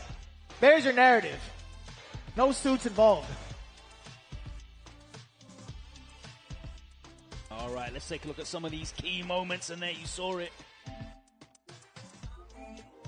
Yeah, I think overall there was a lot more offensive-handed plays coming in from Mena RD that Kakaroo just wasn't prepared for, right? There was a lot more trades that were involved. I think Kakaroo wanted to try his hand at maybe trying to anti-air, maybe trying to get some of these trades going, but overall, man, the amount of control that Mena RD had just really spelled the story. That right there, again, that jump roundhouse against certain moments really spelled the Mena death. was so adept at getting in and staying in, and he was creating these scramble situations.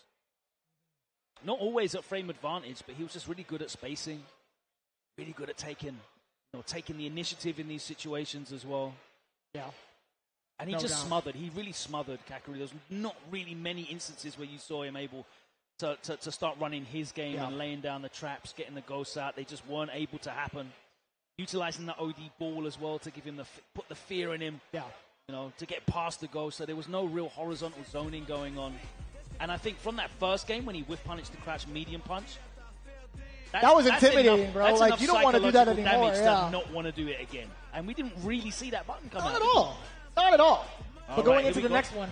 Now, what's really interesting is you have what's really smart, actually, from the DR team, you have 2 Guiles back-to-back. This eliminates the use of the wild card, I feel like, for the world, because it's like you're still facing off against a Guile no matter what. Like, none of these characters, or none of these players really want to face off against either of these Guiles, I think. Maybe Gachikun, but Other than that, They got 2 wins against the Gulls last time, didn't they? So, did they? yeah. You know, I'm tired. That's all true. good. Boom, right there on the bottom. Yeah, Thank you, production. We're going to be here for a while. Thank you, production. You guys are the greatest. Achikun getting in and again managing to carry Brian D to the corner. Nice. That was reaction. Damn. Back we go. Oh, the overhead. Spanish counter and the damage is going to be significant. Yeah, Brian D More just throws letting should go. do it. Oh, letting go of that parry a little bit too early, right? In anticipation for whatever normal it could be, but nobody's ever prepared for The older Spanish Inquisition. Yeah, sure. Thank you, by the way. I thought about running it, and I'm like, he's got to know, right? Yeah, you know. Corner carry though. All right, you got me. You got me. Yeah, this corner carry is going to be so significant, right? Look at the amount of damage setting up for the SR off of the Eagle Spike. What happens now? Yeah, that's all right. He's going to be able to pick him up regardless. Oh, but the side switch. I feel like weird. Oh my it's so God. inconsistent. You see that? Just the sandals. Bro, that just stamped his head in the start. Right in the cabeza. That was just that. That interaction was mad weird. It was normal far. flash kick, and it just stamped him back down. That's Foot dive. Foot dive. Classic. Imagine that game in this region. That would be insane. Yeah, I mean, I remember Evo 20, whenever it was. I've experienced it. Here we go, Gotspoon after a very, Okay, very we've got dominant Khalid game. very important from Brian D. I've seen this episode before. Here we go to the corner. Is that the choice? I don't remember him rocking this outfit, actually. He always goes for, like, the brown... Yeah, the colors. He changed colors and then just got jumped in again at the start of the round. Oh, wow, beats him to the punch as he lands. Gachikun with the pressure. What? I like that. Yeah, I like that late. Like that empty jump in that situation because you know the guy was going to want to try and do the perfect parry until they haven't got the time to get a normal out. Very effective in those situations. Yeah. That's with the understanding of, like, knowing when or not the Guile has a charge. Yeah, what the options are. Exactly. Makes a lot of sense. Like real situational awareness, which I always appreciate to see. Perfect parry attempt. A little bit too early. Back throw now. Judo throw. Judo boom. Oh, jeez. We're going to set up the SR, right? No, not quite yet. Gachikun, I don't think he really needs to. He's in a pretty comfortable position. Level 3 is going to be more than enough if he just does it. A rare appearance.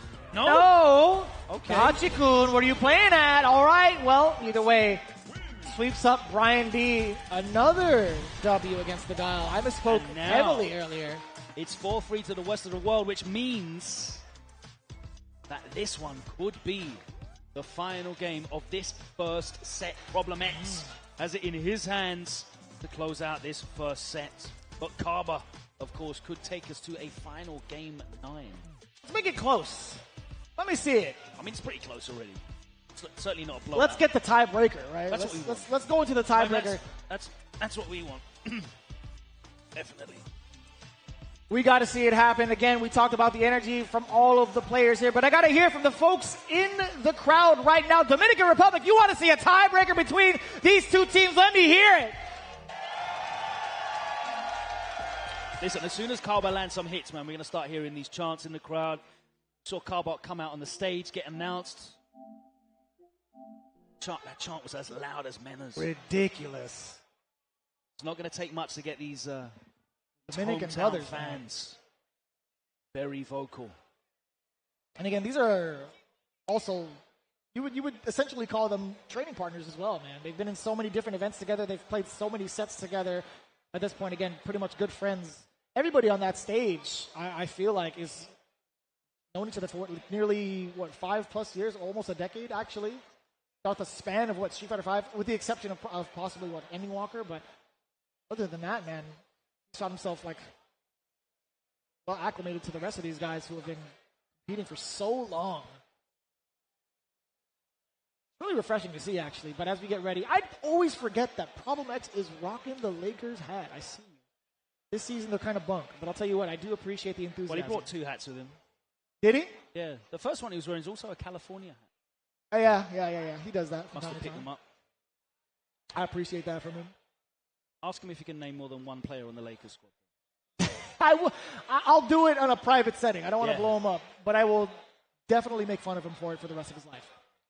That's actually a thing. Like in the UK, we just buy. Like they sell them everywhere, so you just buy fitted hats. Yeah, that's Brooklyn X, right? He'll be part of the Mets, bro. Well, no, he's got Yankees. Pretty sure. Oh, yeah. But we just buy, like, no idea. Like, I see people walking around and they probably don't even know what teams they're in. What sport they play. They just sell them in stores and people buy them. Kind of weird, actually. Yeah, I mean, no real connection to these sports that only exist in America. It's kind of weird. It is. Why? It's almost as weird as calling yourself world champions of a tournament that's only open to America. Kind of weird as well. They do scout international players, though. Yeah. From different leagues. Of course they do, yeah. So that counts. To a degree. Yeah, I mean, you can tell yourself that. Chief Federal League US, baby. Listen. Speaking of the rest of the world. We've got it right here, baby. All right, here we go. We are looking for Kaba to keep the DR in this first set. Problem X hoping to close it out for the rest of the world. We saw this last time round. That time he wasn't ready for the Superman punch, and he gets harvested by the drive rush. Pierce. Command grab. OD flash kick instead. Problem still in, though. Yeah, max distance. I'm starting to see it now. It's where Marisa's shoulder is like at the tail end of like the drive impact gauge or the drive gauge. What an interruption against interruption, no overhead, and we've seen Kaba get caught for doing that a couple of times. Smart check. Oh my! Jeez, you see the baseball bat of a leg that she has as soon as she sails around. Speaking of baseball bats, beautiful whiff punish. 2 of those now. This dude's got a cannon. Kaba making the right reads and ready to punish for him as well. Nice work. Another whip punish. Beautiful. Damn far. Are you kidding me? Problem X was so on point with the range of those Gladiuses in the first set, but he's been errant with them here. And Kaba showing. Oh no! Look at the health bar just melt. I've seen this movie before. Drive rush forward. Trying to force the guess. Just backs away from danger. Gusto on that. Carry. Oh, level 3 is coming as well. Not quite there yet. Oh, snap. Wake up level 1. We'll take it. Back throw, not Still in it. Oh, it's that extra stamina. No. That doesn't matter. Kaba takes the first game. Looking to level it up 4-4. The DR is still in it. Remember, this is only the first set as well. We've got to run this whole thing back again. And that feels so bad, man. As a Marisa player, you're more often than not dying with those resources, you know? I feel like a lot of Marisa players just want to dish it out. Boom. But they're holding on forever. Timakaira, sit him down, drive rush forward, back fierce, balance, safe jump setup as well. Look at the damage on the drive gauge, yo. Oh, just off on the timing of that fully charged OD Gladius. My spider sense is tingling. We have to drive impact incoming. No, sir. Gets picked up the knee. Damn. No phalanx here. Flash kick. Absolutely ready for it. Kaba. Trying to be in pursuit afterwards. No, sir. See the empty jump into the grab. Oh, no. Come on, grab. Oh, man, my God. You can see the soul leave his body. That's crazy. Man. The end fold. So much damage. That much concrete.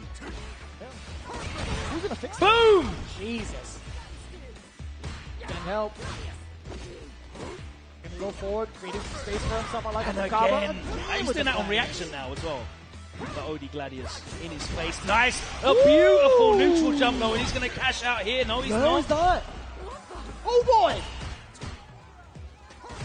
Perfect.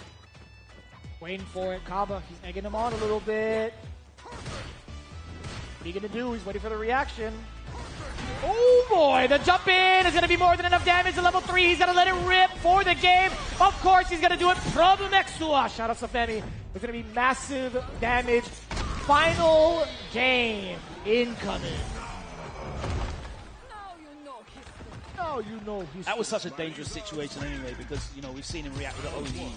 Gladius, what he can cancel into as well. So many options there that really make a Sonic move difficult. Oh, man. Here come the chants. That's right, the home crowd. Here come the chants. Let me hear it. Let me hear it. Don't stop now. Oh, the whiff Gladius again, but he'd already committed to the Sonic Boom. Ready! Flash kicks him out of the air. Problem X holding on the parry. Doesn't want to take that mix. Kaba with the life lead. Damn! Kaba with the power up from the crowd. Oh my God, the throwback! And it's set point Kaba. One more round is all he needs to take this to a final deciding ninth game in this first set. Can we see that tiebreaker? Can he fulfill the wishes of the crowd? Problem X with the careless. Charges in. Hit confirmed.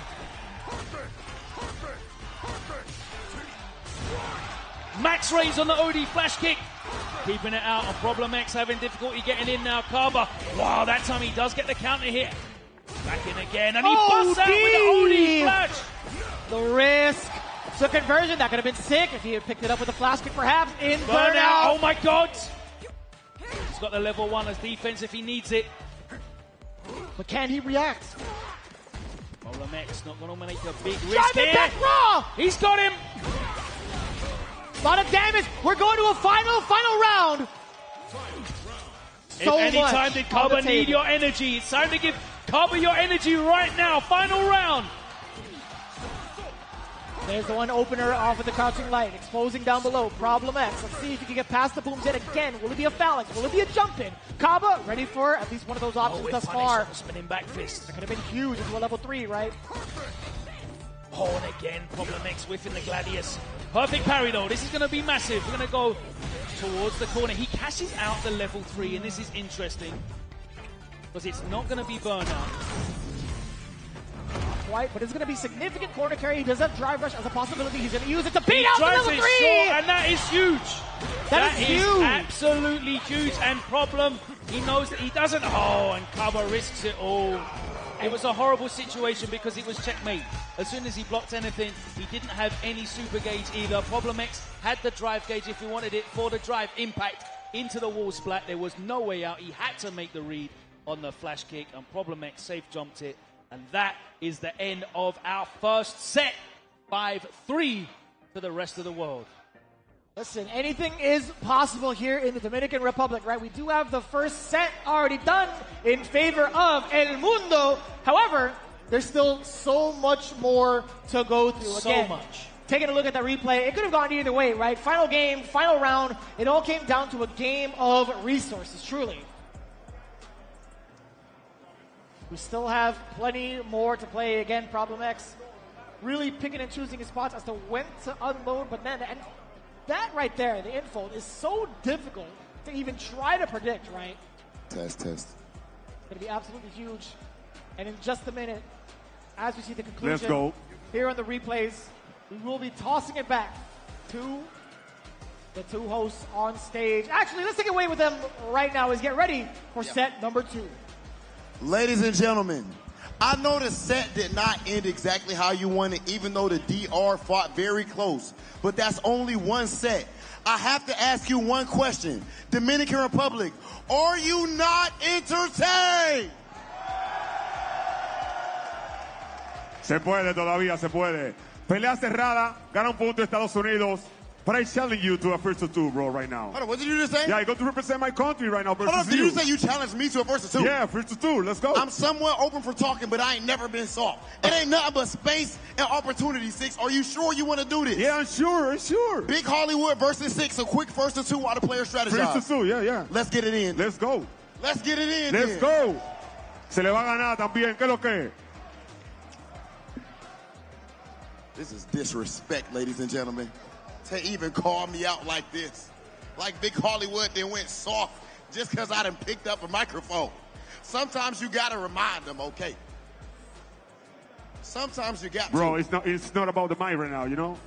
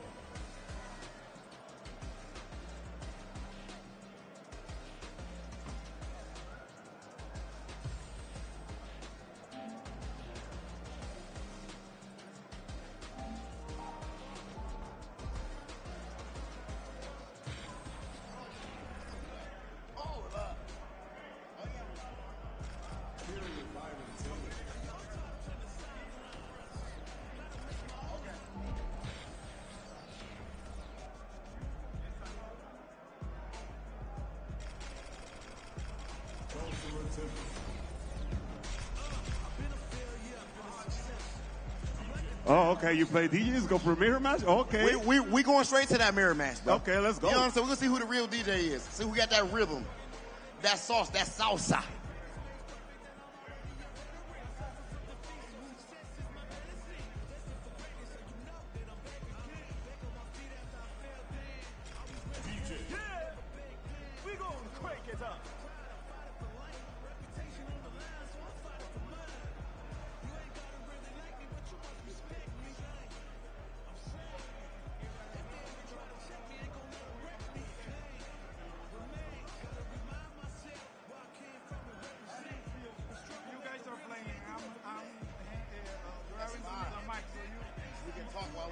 That's fine.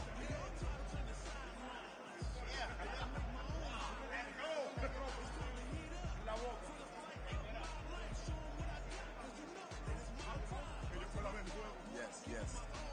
Yo. Let's go. Vamos a ver qué lo que es. Okay, it looks like we're going to be We're mic'd up, waiting ladies for and the gentlemen, so caster y'all can thing. hear this trash talk while I let this man know exactly what time it is. Are we good to go right now? Yeah. You ready, Six? We ready. I'm ready, bro. The caster are ready? I don't know. We good. We good? Okay, let's go. Vamos a ver una bulla, la gente mía. Se va a tirar nivel aquí en República Dominicana. ¿Qué es lo que? I don't speak Spanish, so I don't know what he said, but I'm going to take that as disrespect. Let's fucking go. Yeah, I know that. Oh, hold up, my buttons. Let's check my bad. Six, my buttons. Hold up. Okay. Check your control, bro. Bro. Yes, somebody got them custom. Ah, you're custom? Okay, reset the matchup, bro. It's okay. No, reset, okay? It's okay? Yeah, come on. Okay, let's go.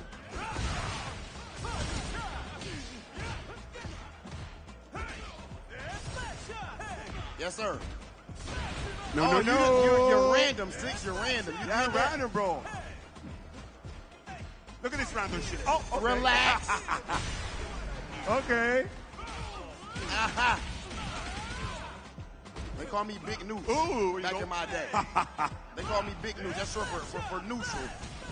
For footsies. He neutral jump? Oh my God. I'm like, okay, good. I got rhythm. Good. I got rhythm. I might be a little bit Dominican. I feel a combo. Okay. I don't know. I'm representing. Hold on. Okay. I got the rhythm. You can't be going for no drop impacts. Uh-oh. It's getting a little spooky. Big Hollywood used to do this. Hold on. Hey, where you go, bro? That was jumping. nice. Oh. You got those what?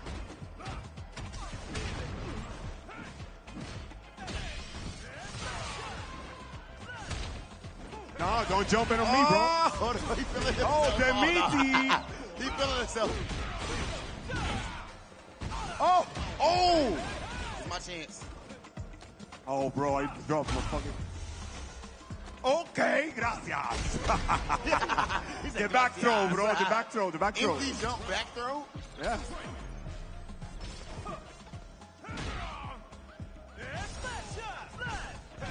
No. Oh, God.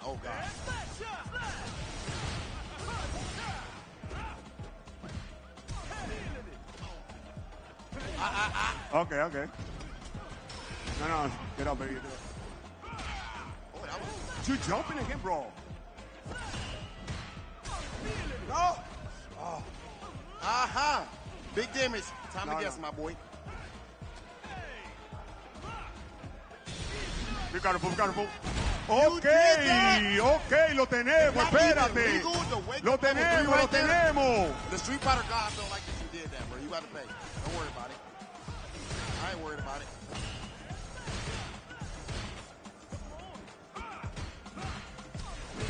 Be careful. Bro, you're dead, bro. ¿Qué es lo que es la bulla? Dominicana, manito, nivel, manito. I'm the real DJ, bro. That one game, I'm the real game DJ, was bro. just because of the Dominican hospitality that y'all showed me. Say my nickname, DJ. On 6. I'm Okay, the real okay, we're going to DJ, see. bro. I'm on 10 now. You on 6, I'm on 10 now. Let's go. I see how you play, and it's disgusting. Where you go, bro? No. No.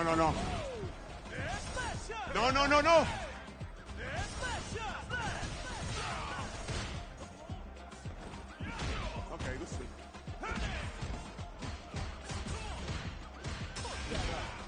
Really? Yeah, really.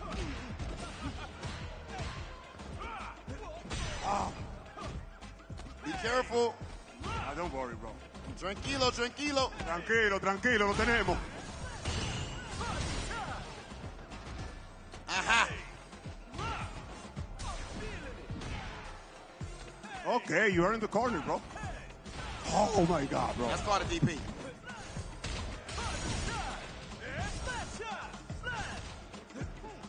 Oh! Ah! Oh, my The auntie. The choke is too close to winning time, 6. This is where the champs are made.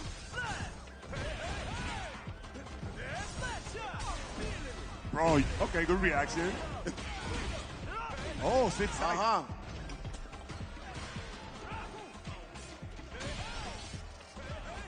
Okay. Bro, level 2? That's very good. Okay. The rhythm. Y'all ain't no big Hollywood had those.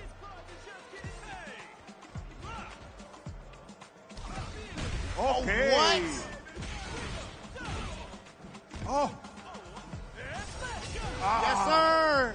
1-1. Okay, 1-1. Let's come. Okay. Tranquilo. Okay. Ladies and gentlemen, this is cover your kids' eyes. I know there's children in the crowd. Please cover their eyes. This could get kind of gruesome. Oh no.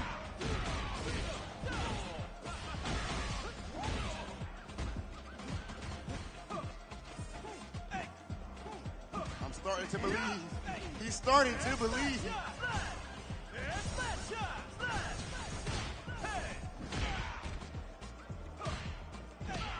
Oh, that's called a frame trap. Hold on. Nice anti-air. Yeah. Okay. I respect that slightly. Calizo en la cara. What does that mean? Calizo. Nice. Bro, all time? Okay. I'm alive. Uh-oh. Okay, One more. Okay. One more for Big Hollywood.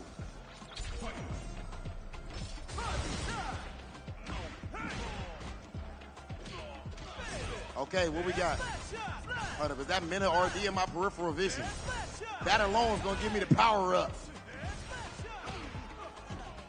I wanna be like man. Man need his own song. Oh, he did it?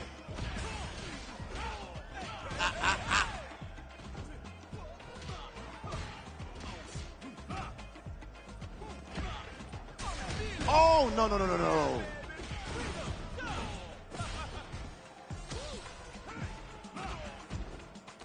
Bro, I drove my car. Oh my okay. God, he is Last round. Whoa, Okay, last let's round. do it. Let's do it. Okay. Come on. This is what I do. Okay. This is what I do.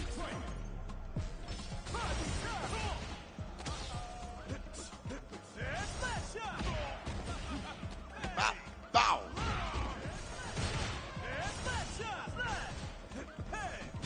Oh my God. Oh, 6, that's kind of Okay. That's kind of nasty. What? Whoa. That was not. Oh, man.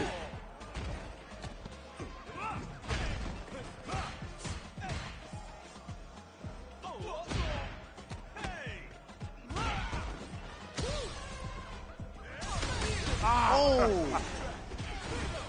Okay, GG's. Good game, good game. All Good game, good respect game, to good my game, man, bro. Good Six. game, good game, good game. Ladies and gentlemen, please make some noise for my man's on Six, bro. Let's go. He played nice. He played nice. Now I know you guys are ready to get back to the action.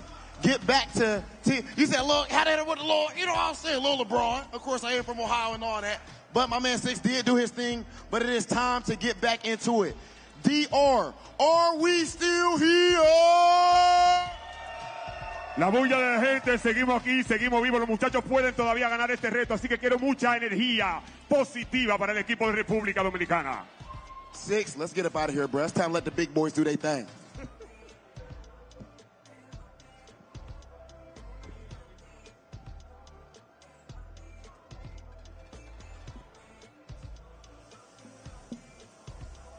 Back, and thank you very much for joining us here as our exhibition continues as Team DR faces off against the rest of the world, and they are behind 1-0 as the rest of the world took that 5-3. Is a 2 out of 3 sets format, so we have a lot of games left to play. Let's take a look at what we can expect here. So we saw an interesting lineup. It was Mena first up against Kakaru, and Mena definitely had the better of Kakaru, winning both of their head-to-head sets. The same can be said about the other two that followed up, though, right? Yeah, Against, Gachikun consistently getting the results. Brian D looked good, though, in their first set, I have to say. He really did. Should have closed that out, I think. But Problem X getting the better of Kaba in 2 sets there as well. Which is a big surprise, also. I think in regards to, like, the Marisa and Kaba Dial having the same matchup. problem that we're having. He's got locked out of the Red Bull cabinet, huh? We need it. Kaba, I feel you. We at the commentary desk absolutely feel you, as we have also been locked out. But what Inject else? it. What else can we do, right? But again, one of the biggest things that we're looking forward to is seeing the reveal of these team orders, right? I feel like right now, the world seemingly pretty confident with that 5-3. Don't know how much of a significant order change that they'll really have. It's really up to Dominican Republic. I think so, and I think you kind of saw how the limited character variety on that Team DR roster kind of worked against them. You can quite confidently place some of those rest of the world players in positions where you think realistically you're gonna see Giles and the Kens kind of leverage that. That's kind of fair. I think also if there's any of course, sort haven't of seen the use of the wild card yet. That's true. Any sort of consistency that we can see is the possibility of Mena RD starting things off. I think his energy of getting these W's early and also in the rebuttal phase of it, in case it goes like not a 5-0, not a 5 straight. If ever they have to do that run back, Mena RD has always been providing those W's, providing that energy into it. The fun thing here is there is data now in terms of order. So, rest of the world, they had Mena against Kakaru. From the rest of the world side, you're not going to want to place Kakaru against Mena. You know, that was convincing. 2 victories for Mena. He's got the better of Kakaru today. And he's got his number today. Now you want to test out like the Kens versus like the others like Gachikun and Mena Problem X in a different spot. But they have to know that ahead of time. Exactly. That's the problem. You can think yourself into this is like the mix-up now. Where like, are they going to take the throne now? Are they going to reversal now? It's working. Do I carry on throwing or do I try and bait? And I see now where the wild card could actually be a very big, potent part of the strategy. Right? I was kind of curious about it. You mentioned it earlier. Yeah. When's this wild card coming? Is it going to even happen in the first set? No. I think it's really important to note that if it is utilized in this set and it does grant the W for the DR, that means it's only tied 1-1 in terms of the totality of sets. Yeah. And they'd have to play again. And the other team has access to their wild card. What happens after that, right? Absolutely. It's literally like using a level 3 where, do you want to use it to level up and then go into the last set without access to that level 3? Perhaps. That wild card, do you want to spend it early just to keep yourself in the fight? Or do you want to, you're going to have to use it eventually. Like, if you're on the verge of going out, truly, you'd rather spend it than not, but you're going to go into that last set without access to it. So we've not seen the wild card yet. Are Team Rest of the World going to move Kakaru? I think it's going to leave him where he is because it was a winning formula, right? They managed to get the win 5-3. Are you going to accept that you're going to have some losing matchups? Yeah, that is fair. I don't see... Is Team DR going to think... they're going to want to move Kakaru because they don't want him to play against Mena. Are we going to move Mena preemptively to try and chase Kakaru around the roster? Are we going to have the players that didn't catch a W from the world up in front to get their redemption plays? Right? There's so many different questions here. Or are you just going to go for front-loading all your winners? What are you doing in this situation, Logan? If you were the coach, I'm keeping of Mena Team at world, the top. No, if you were of the world. Oh, rest of the world, I'm probably going to... I'd probably open up with Gachikun. Honestly, I'd open up with Gachikun. I'd probably keep Kakaru second and the rest of the order. I'd literally just switch Gachikun and Kakaru, personally. I think for fun, I just want to see Mono PR and Ending Walker start things off. I want Mono PR to be confident, to get that confidence in. I always like seeing Mono do well. Let's find out exactly what this order is going to be, though, because the only people who can reveal that are on the stage right now. So let's hand it back over to our hosts on 6 and Rock TV.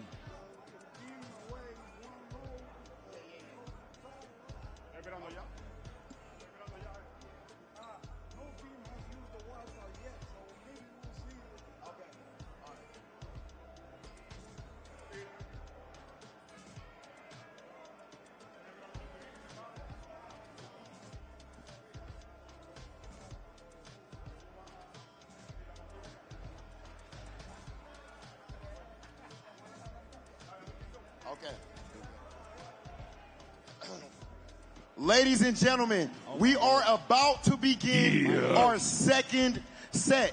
At this point, we know that El Mundo, they are up 1-0. But that first set was extremely close, 6. Really it was close, tight. really close, bro.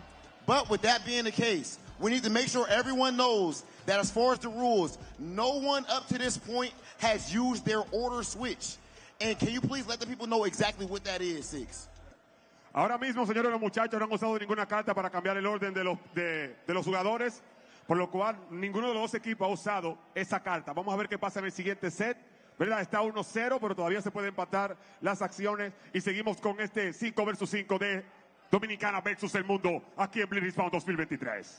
And for everybody watching from home, for everybody watching from home, as far as that rule, that's the same. The switch is one time. You can switch your order within that set, but after that, you cannot do it again. So that may come up. It is a possibility, but now it is time to get into set number 2. Seguimos con la vuelta.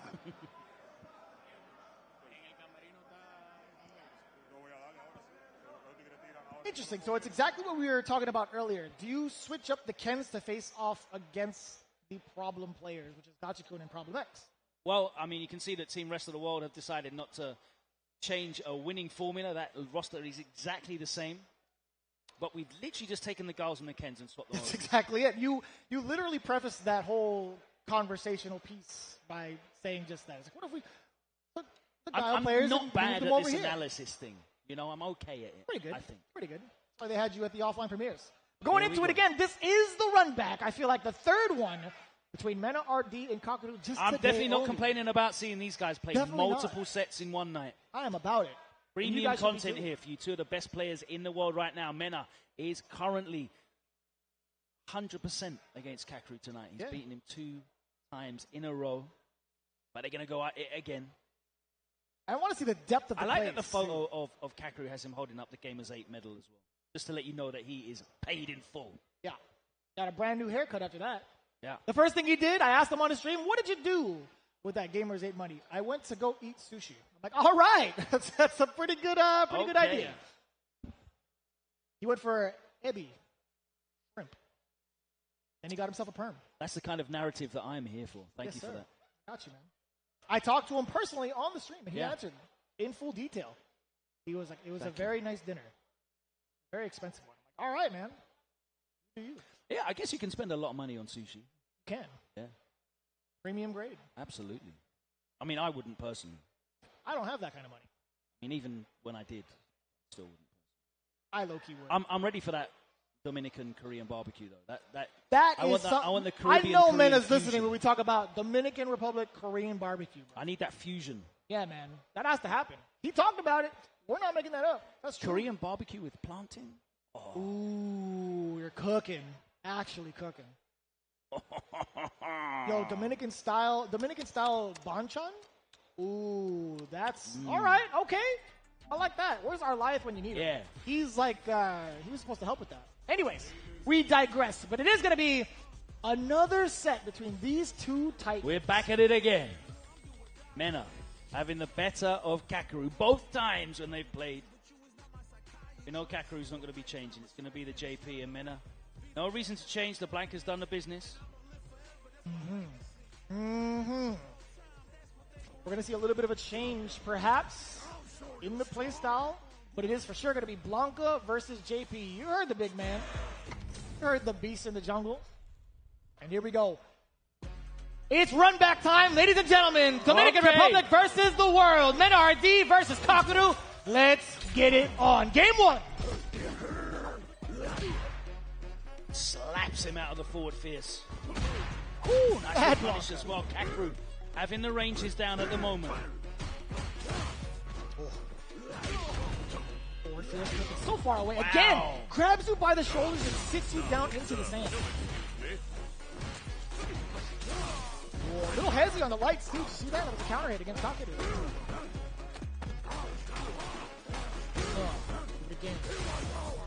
Last frames. Not that time. Lets it rock. And again, beautiful spacing on the forward fierce, but that means he lets Kakeru out with the drive rush. Just hops over away from those portals. He's done very well avoiding these portals. No reaction to the drive impact. The air ball, you already know, man. The air ball. Throw loop C. Frames again. Walks up. There's the important tech. Kakeru's still stuck. Mena tried to sneak in a dash. Oh. Doom squad incoming. You got to set up after departure, perhaps. No, he's saving it. No shot. That's going to kill. It's just enough damage on the back row. Kakeru starting off strong. Also with a lot of meter down below. Both actually at level 2. This could be pretty important if Mena RD gets the big hit to start.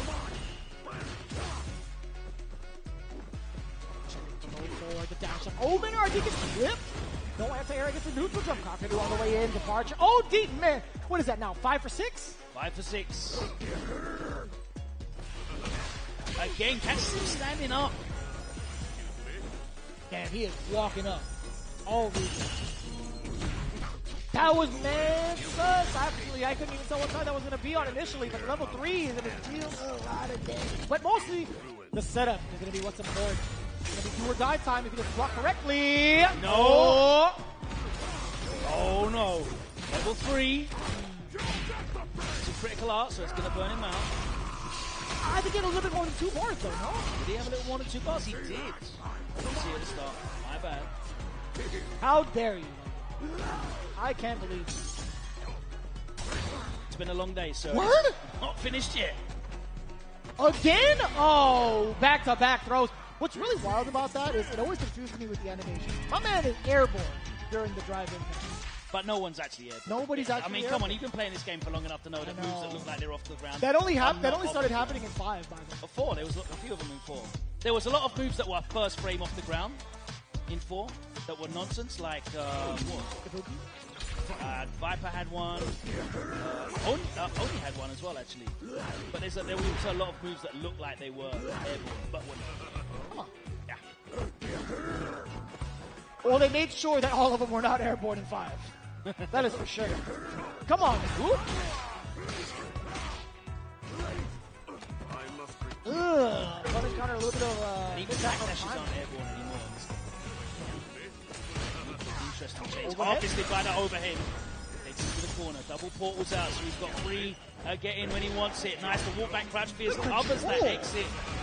Chases him down. Oh. Too far away. And again, you cannot cancel that. Great choice of time in there for Mena on the drive impact.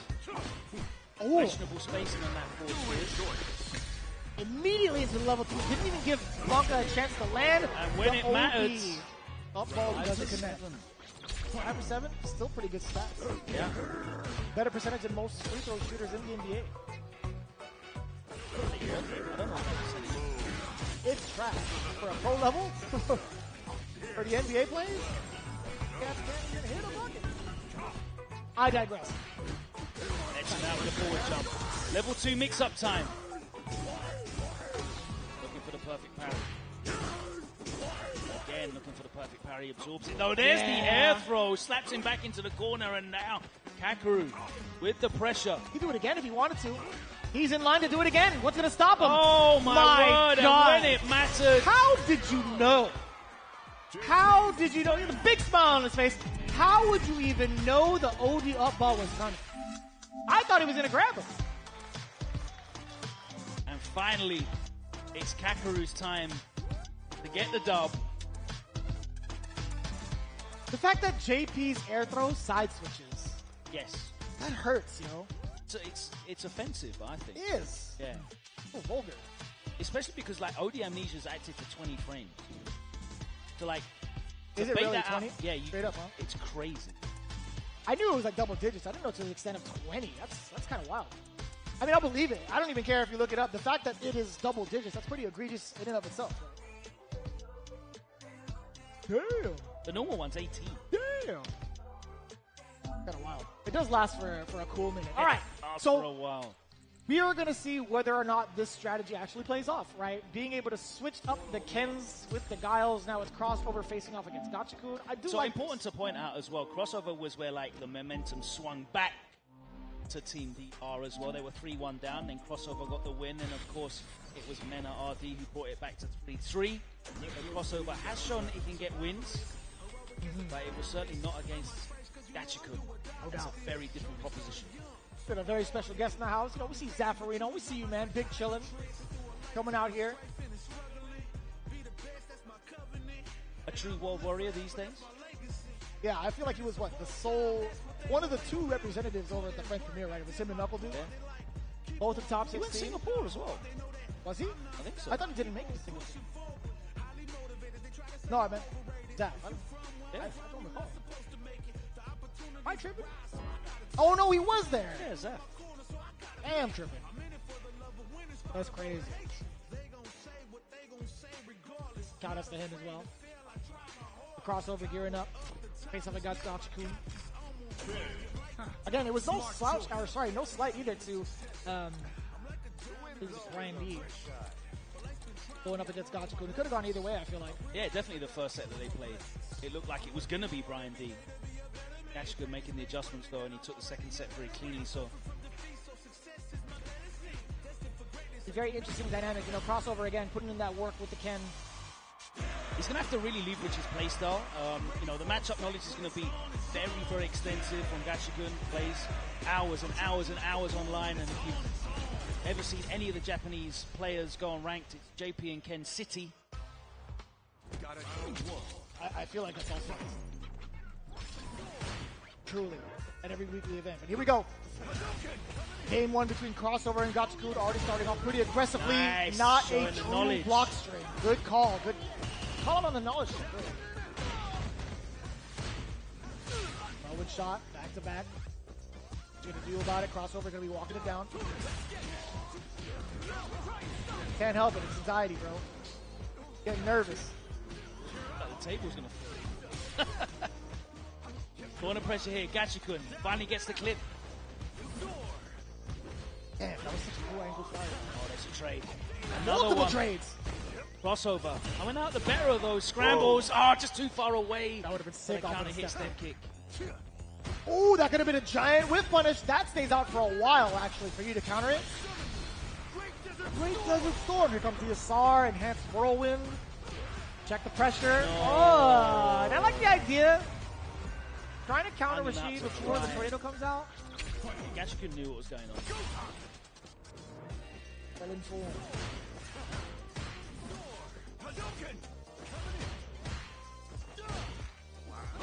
Oh, nice little walk back and gets the punish counter. Defensive shimmy. That's the level 2. Choosing not to drive rush behind that. He wants to keep that drive gauge. Oh. Big trade. Damn, that was a punish counter full conversion Yeah, it was also? like a walk-up throw. Sick.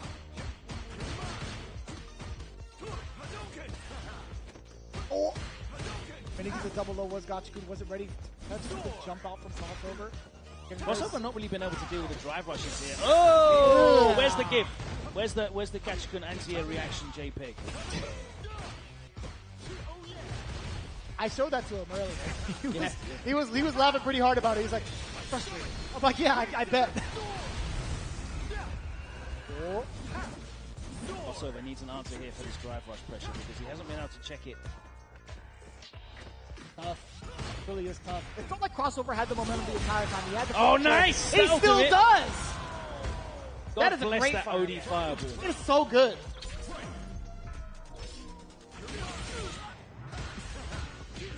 Being able to follow up afterwards. Yeah, the fact that it's what one it's of the punishing, reasons, so grounded. especially with the new rules for projectiles and durability, one of the reasons why it's very difficult to zone Ken out anymore with projectiles. The risk of that, such a huge reward. Straight to the corner as well. No DP anti-air. Look for the grounded punish. The big can opener down below. Low media kick. That's all she wrote. Crossover. I like that. Showing that winning form. Go 1-0 up against Gachikun, a former Capcom Cup winner himself. Already qualified for Capcom Cup this season. He's finding himself in the corner here, and Crossover opens him up again. The chin buster. There's the frame kill. Nice check though from Gachikun. Fighting his way out of the corner, but only as far as to wake up OD. Are you serious? That was sick. That was a meaty overhead too. Oh, that was meaty! And that's going to be it. This guy's sick.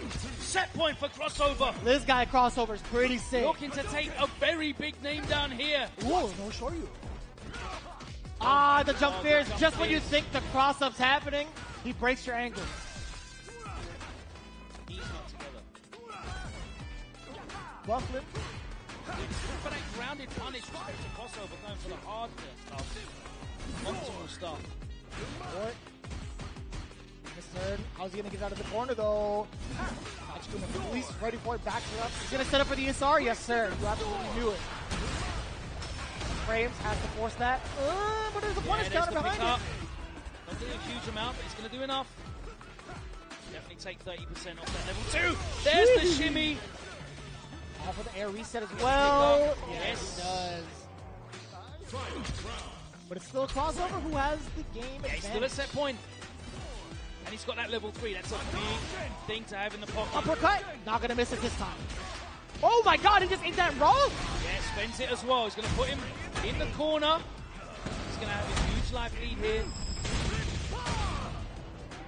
And of course, no real risk of Gachikun getting level 3 of his own.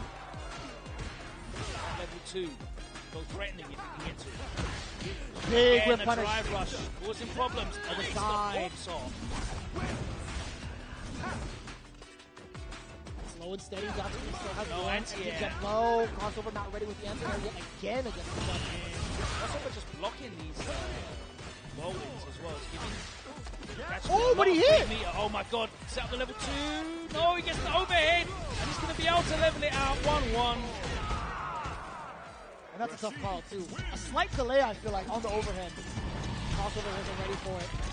Down to the final game. Bring it a little bit closer. Yeah, delaying your high-low mix-up by like a couple of frames, so it's not a true lead, is really good in this game. Because if you tap parry, looking for a perfect parry on wake up, you still have to block high-low in recovery. Yeah. That makes sense. You can't do anything else other than block recovery of drive. What makes that difficult is you actually just counter. And we've seen that. We've literally seen that a couple of times over against specific overheads as well. Also, add a set point. Add this within his grasp. We saw Gachikun come back from set point down against Brian D previously. Oh my god, the defensive shimmy. Gets away scot-free. No damage at the table. It's so tough. With the control, no! Let's hit on it. Thankfully, nothing happened after this. Forward throw. Crossover needs to make a count. Trying to find an opening. There was a shimmy attempt. Gachikun woke up with buttons instead. Setting up the whirlwind. Enhanced it. Yes, sir. Off the whirlwind shot. Sorry. The spinning mixers. Crossover forcing that expenditure on the drive reverse. Help. This is where the throw loops happen. This is where mistakes can be made. There it is. Big damage. I'm liking this right now from Crossover. Match point again. 3 bars to his name, by the way. Another opportunity to close out a huge Uppercut. win, and he doesn't go for the anti-air. Right there with the double jump. Level 2 comes out. Here's the mix. Oh! And it gets him out as well. That's huge. Kicks it back at him in the drive reversal. Gets rid of the level 2. Fantastic defense. Back throw. What, an interrupt? Certain ranges. Quite specific with the go to the corner. He's going to spend the level 3. Oh, yeah. Damage is there. Is he going to go for the drive rush? Potentially get the mix going. Of course he's going to do it. 2 times over. Very expensive. One more sequence. Touch. Oh my god, he bet it all on that OD mixer. What did he block? What did he block? Oh, no. Oh. The level It's going to 2 land into comes it. out. He's going to get the juggle. Enhanced as well. Oh! Smells the pits. crossover. Jump back jab. The big read against Gachikun. That is, Taking down the big name. yes, sir. The rebuttal that Dominican Republic was looking for. The big W. Switching up the Kens with the Giles. I'm liking this now. It's up to Problem X to see if he can continue his win streak, though. Yeah, an interesting choice here now. Is he going to go for the Marissa or the Blanca? The Blanca probably not going to come out. Difficult going up against Ken. With Blanca, Ken's got some very awkward buttons that make this matchup quite frustrating for Blanca. Got the fireball as well. Yeah. I think we're going to see the Marissa here. Having to rethink the approach with Blanca. Obviously, Blanca Ball is a great way to kind of enforce a gap closer, but you'd be a fool to kind of rely on that to be your gap closer, right? You kind of want to force it for the sake of a fireball, being able to like slide through it also is a big component. Yeah. I'd imagine there's going to be a lot of forward fears coming in from Blanca, especially in something like a Ken matchup to kind of. Well, he can, unless you space it perfectly, Ken can punish it with roundhouse. Unless, I mean, like from further out, yeah, he'll be fine. Yeah. Right. But it's, you know, it's a big ask to space that perfectly every time. We saw it even against, you know, with Mena doing it as well. A lot of times when it was minus 14, it was within range of that 13 frame roundhouse. And you get it wrong once against Ken, rush counter roundhouse. Sorry, punish counter roundhouse. Yeah. Let's get in 2023. Corner carry. Lots of damage behind it. Yeah, I guess think that makes we're sense. going to see Marissa. I'm pretty sure we'll see Marissa here. A little bit of words of advice coming in from Kaba towards Hochi.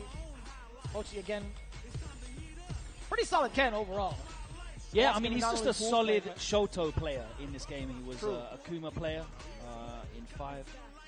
Never saw him play in 4. Didn't really have the opportunity to experience this community in that era.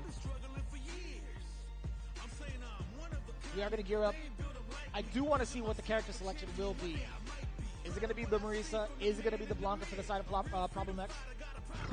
He might just be feeling super confident and go for the Blanca pick anyway. Yeah. Perhaps, man. Smart choice. Want to see it. Here we go. Into the 3rd set. Thus far, tied up 1 game apiece between Dominican Republic and the world. And it is going to be indeed the Marissa from Problem X going up against Hochi. Man, I love effort for that, by the way. Problem X. That's an iteration on the Ryan Heart, obviously. In years gone by, shout out to Ryan, still active though. Yeah, he was in the chat pretty active earlier, too. Yeah, he's definitely enjoying the game more. Been a bit more active in the last couple of months. Good. Triple jab. That was meaty as hell. Got caught by the calf muscle of that step kick. Let's get the back throw. We like that. Oh, no, the Gladius. That could have been so dangerous for Hochi. Forward throw again. Could do it one more time. She's so susceptible to throws. Despite having armor, not really having the best reversals. Oh, that burnout going to be so like dangerous. not having a true get-off-me move and not being able to jump cancel a grab in the way that other grapplers can do. She is quite susceptible. Could be a little bit problematic. Even with metered, if you decide to do like what, level 1 to absorb a hit, it's still susceptible to a throw. Level 2 has a significant startup to it, I feel like. Even despite the invincibility. Block that. Oh, I like the use of the parry. Sorry, the stance. OD stance. From Problem X2. Very close to level 3. A single hit confirm could potentially lead to that. Oh and my Hochi, you gotta do it, right? Don't drop it. Yeah. Woo. I can't tell you the amount of times I've seen Ken players do Fireball instead of a level 3 off of that sequence. The EG special. To that. Oh! EX Snake Strike. Oh. Again, we talked about it earlier. Being susceptible to those throws and having one of the better throw loops in comparison to the rest of the cast. I'm not going to say the best. Is it the best? Probably. He can actually, like, he can bait you. It's not a dash-up throw, it's a walk-up throw. He can frame kill as well, so that you're not able to backdash and punish you. Ooh! I think if he does a perfect frame kill, he can be he's plus against Marissa if he does perfect frame kill. And she backdash and throw. So yeah. Oh, that's right, because of, he's got 25 frame backdash. Marissa specifically, right? Yeah. He's 0 against 23 frames. But you have to do like perfect 1 frame micro. Right. So not that realistic.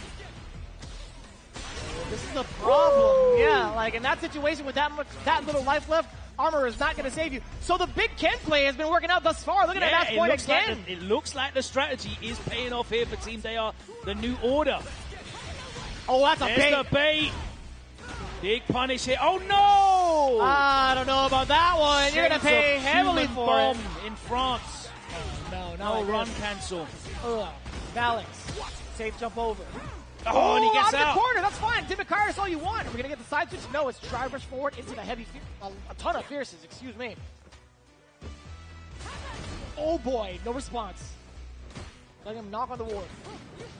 Empty jump, and he gets a counter hit. Baits it.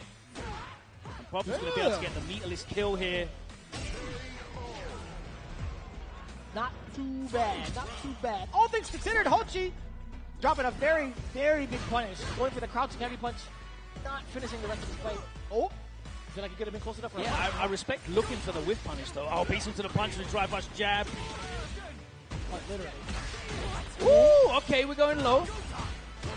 And this is where this matchup becomes good for Ken, but the predictable Jinrai into the low. I have you. Oh my Overhead. god. Dimikai, sit him down, gets the drive rush again. One more hit and you're dead. One more hit and he's So dead. we're going to a game number 3, ladies and gentlemen. Oh no, we're not! What happened? I don't know. I can't call that. Hey! Oh, wow. But it's fine. Problem X2. An uncharacteristic drop from Problem X there. No level 3 at the end of that combo. And that's the part he practices the most. Yeah, the drive rush extension did not come out. Just got parried. Little sus from the side of Problem X, but still able to clean it up. We've got ourselves another ball game to watch, all tied up 1-1, at least between these two competitors. Hochi with a big opportunity though. He got the punish counter crouch fierce, no run after it. Nothing. No. Literally don't hit anything. Nice. Using the drive impact in between the string, knowing that the Jinrai pressure was coming. Hochi getting a bit too predictable with those strings. Huge fierce. Hochi kind of just jumping away. Resetting the neutral. Also look for an opportunity to whiff punish. There was one right there, but it's a little difficult when it's a very short gladius. Oh, that could have juggled up. Well, yeah. Oh, and again, I respect him going for it, but probably need to try a different button. Rare signs of Ken's low forward not being the right choice. There it was there, though. Level 2, interesting. I had a feeling he was going to spend it. He's not going to be quite dead yet, but the Fireball's going to be doing a lot of talking. Okay, with this the is a drive bad rush. situation. We called it. It was a guess for game situation. As soon as that Fireball came out, that drive rush guaranteed. If Popper had matched the level 2 though, that would have been... Ooh. That is fair. That would have been burnout as well. Nice. Bands him up with the target combo and we get the OT again. Wow, minus. Yeah, that is -2. Oh, what problem press there? Hey, everyone loves throw loops. It's what's for breakfast. Perfect from Hoshi and the Kens. Maybe he's the best character. Maybe they were right all along. There it is, ladies and gentlemen. The chance coming in for Where's Mena? Get him the on camera. OGs. One of the pillars of the DR community, Hochi. Who in this dogged fight, man. And this set a complete reversal of the first. Truly was. Reversal GG. With the rest of the world winning the first game, and then the DR winning the next 2. Oh, this right here. Boom. Boom. Catastrophic damage, right? We thought we were going into the next game, but he missed it. Yeah. He missed the driver's forward. He could have literally done anything else, but thankfully the trade paid off regardless.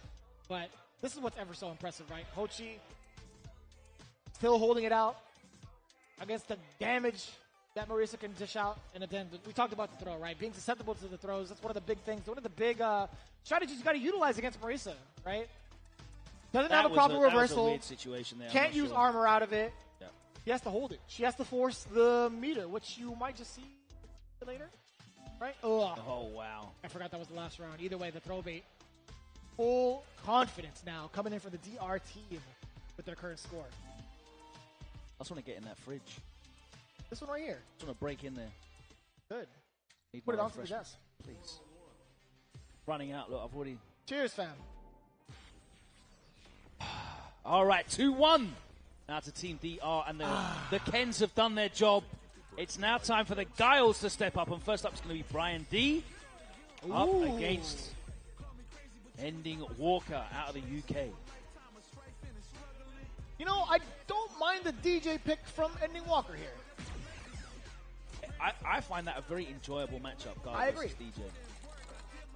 I think I'd much rather do that. You know what's funny about that also? I think I just want to see the interactions between the fireballs, right? I want to see where Brian D is going to be chucking some of these booms in comparison to maybe like a Ryu fireball, in comparison to like a DJ fireball. Either way you spin it for Ending Walker, it's going to be an enjoyable matchup, I think. Yeah, I think the mechanic change on projectile durability with OD just going, it doesn't matter how many hits it's got, it just blows straight through a normal fireball. It's one of my favorite mechanical changes in Street Fighter. It I like just that. completely turns around like this projectile neutral game, and it certainly gives DJ a very, very scary card to play in this matchup. Yeah. It's not a durability thing anymore, it's just a priority thing. Yeah, it just flows straight through it. Right. Here we go. It is going to be the DJ from Ending Walker. We talked about the fireball game. And Brian always seems with the fatigues too. Camouflage. Oh, this is going to hurt. No, it's not. So he thought. Another drop. What's happening here? Way too many drop opportunities. Drop opportunities? I mean, like, that's going to benefit the person who dropped it there, right? If you're going to use that term. Oh. Has to be. Like it's like an American reset. Drop opportunity. No? Come on now. That's an American reset. That's its own name. Yeah, I guess so. Oh. Damn, okay, that's how you feel? What, stand, jab, drive in? Oh my word, pieces him up with a jab. Pushes him towards the corner. Brandy fighting out the perfect parry though from Ending Walker. Bang, bang, too predictable. Okay, he didn't go with a target combo. Checking the walk back, I like that. Catches him standing up. Great use of the string from Brian D. Not burnt out though. He's going to make him block something. Yes, he is. Oh my word! Drive rushes straight into the knee shot. But he's not going to use level 3 yet. Oh, you got to do it now, right? You're so smart. Brian D didn't actually have a level 1 in hand, but he could have had access to what? Like an OD.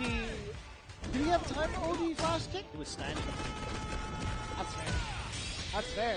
Damn, that's a lot of damage. Good recognition from Ending Walker to throw out that I didn't even see what he cancelled. I mean, maybe could have mashed throw. Wasn't a heavy rush, was it? Sure. I don't know, actually. I thought it was a... I could have sworn it was like a stand heavy punch. He wasn't quite in burnout yet.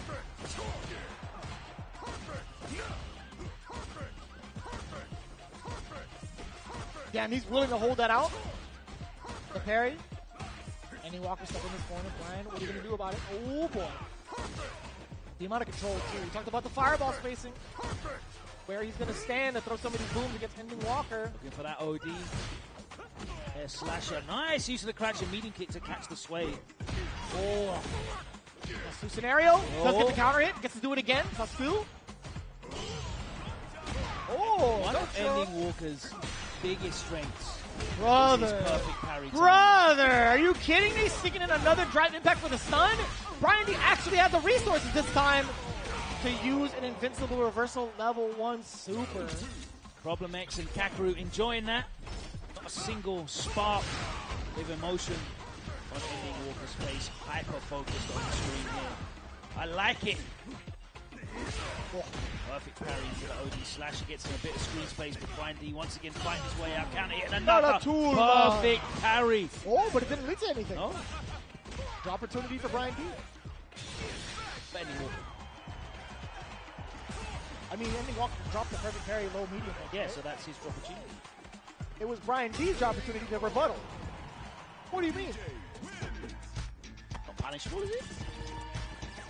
Yeah, so he got a punish counter, low medium punch, and he didn't do anything after that. So Brian D was the one that was able to act afterwards. Oh, he hit with it. So? You saw it's a punish counter. You could continue the combo as Ending Walker. That's his fault. What do you mean? So it's Ending Walker's opportunity. He dropped the opportunity to get the punish. Listen, man. That's how it works. Well, you know, that's the terminology. Making stuff up is hard, man. You're just making up the rules as we go. Absolutely. You got to follow along with it. I hate it. Pay attention. I hate it. But those perfect parries, man. Ending Walker's always been so good with those. Yeah.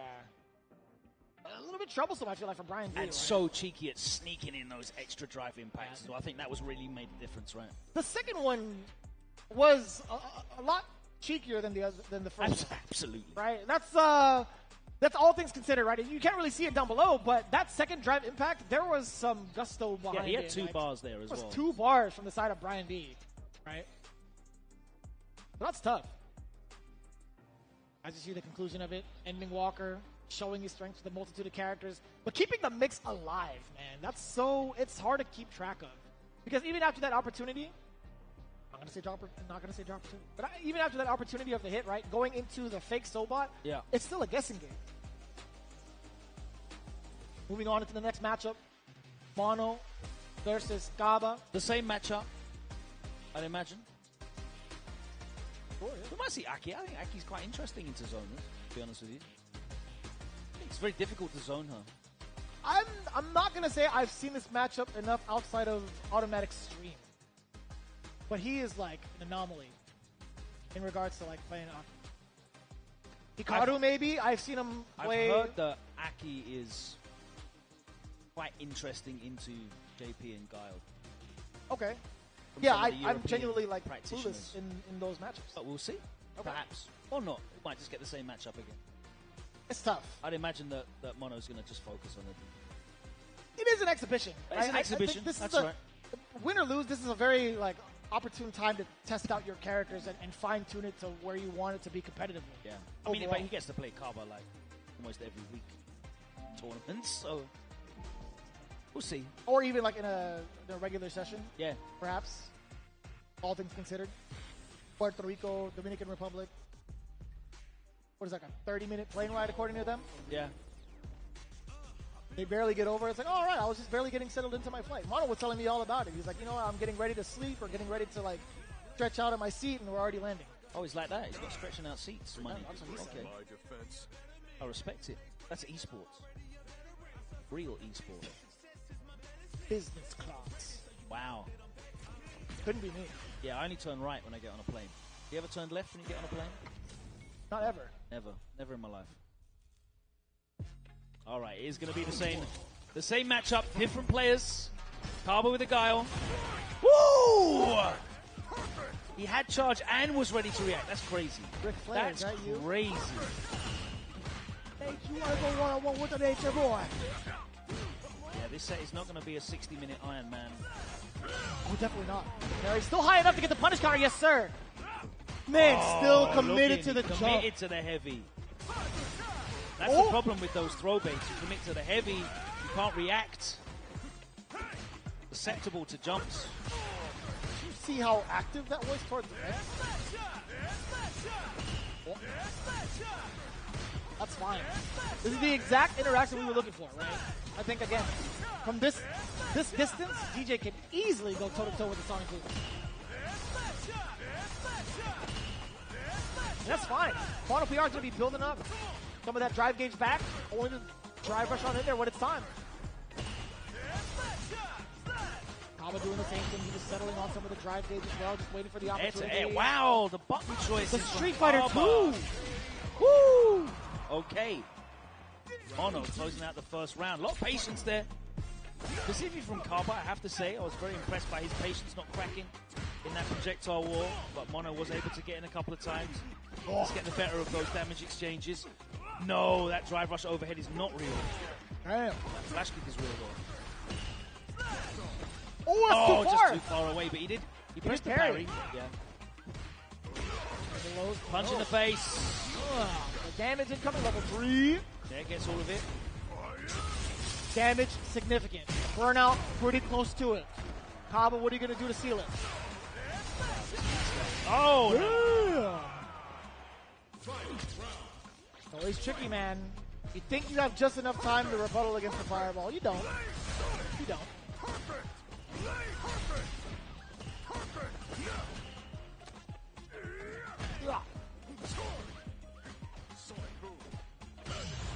We like that? The loops. Give it to me. Man. Boom. It's so clean. Yeah. Have you ever tried doing that yourself? No, never. It's kind of different. On a hitbox, it's easy. Okay. What, with the... Yeah. Being able to do that? Yeah. Instant charges. On pad, I feel like it's pretty difficult too. I mean, Do used to use both the analog and the... With the thumbs. Yeah. Yes, both of the thumbs, actually. I've seen the way he charges. Oh, boy. So, burnout's going to happen. Damage pretty significant. Not going to be a critical output of damage, but you also get the corner positioning. Wait a minute. Oh, and he's out. Corner. Get my jab. That's huge for Kaba. Huge. He's got all this screen to work with now. Should he wish to? Oh, but he techs. Why would you tech that? I guess he's got enough help to take it. What? Mono PR in burnout? He's going to be susceptible to the solid puncher. Yeah, one boom after another, a little bit of a delay. Even if you decide to just cool, dash through, the second one, going to catch you slipping. It's a speed bump is what it is. That off-speed pitch. Yeah, we'll take that. Perfect. Oh, we're looking to close out the set. Jesus. So far, you can see down below again. Oh, 2 that could have games been Bissive. apiece for both teams currently. Pretty significant tiebreaker as it goes into the next set of games. Dash on through. You already know. Just the pickup. Nice bit of damage with the machine gun. That's going to be, that's going to be just fine. Safe jump, obviously. There's only Doesn't plus solicit 2 the there. punish. That's correct, yeah. The fact that both of the players jump. Pretty interesting. Damn. Knock him up. He's got enough. OD. And he's got enough for Do it again. Yeah, I was going to say, he had enough for another one if he wanted it. Set point now for Mono in this 5th game of set number 2. Looking to put the rest of the world up. Ooh. Intimidating with the booms, Kaba. Establishing the positioning again with the anti-air standing medium kick. Actually, we haven't seen that in quite some time. I haven't seen that interaction in a minute. Ugh. Nice. My leg. Landing it. Set him up. Solid puncher. Here we go. What are you going to do about this? Oh, no, he that got was a caught. counter hit, but he walked back, looking for the throw take. Trying to set up a cross, perhaps. The booms, both hit. One. That was cool. It was like right on the. Baby boomers. Right on both teams. Woo! Damn! Oh, this is hard, dude. I respect it. Oh my God, the gap was there though. Or so I thought. Oh, no anti-air. Oh, and again he interrupts that overhead. No shot. Oh That's too my far. God, that was pixels away. Couple with the reaction. Oh, you can do a level 3. That's It's not critical enough art as damage. well. That's not going to be enough It's gonna damage. be very close. And not burnout either. Full body massage. And Kava, I don't know what it was. He tried to jump out. He got clipped by the medium slasher, son. One game apiece for both. The nod of approval for Problem X. Yeah, I saw that. Don't lie to me. All right, let's go back into this third game. Here we go, third game. Let's go. Let's go, let's go, let's go. Switch it up for me, Playboy. There we go. Just in time to see Kaba opening up a big can of whoop-ass here in the corner. Perfect? Oh, come on now. I totally understand why you were so hesitant to switch over scenes. It wasn't safe. Avert your eyes. It wasn't safe. It's not PG rated, that beatdown. Not at all. Oh. We get it. Shield your eyes. There are children watching. Knocking on the door, knocking on the kneecaps. Tech is ready with a jackknife. Oh my God. The damage in the corner carry. Ready for a ride. The corner carry is going to be pretty... Oh, no! The whole of the DR happy to see that.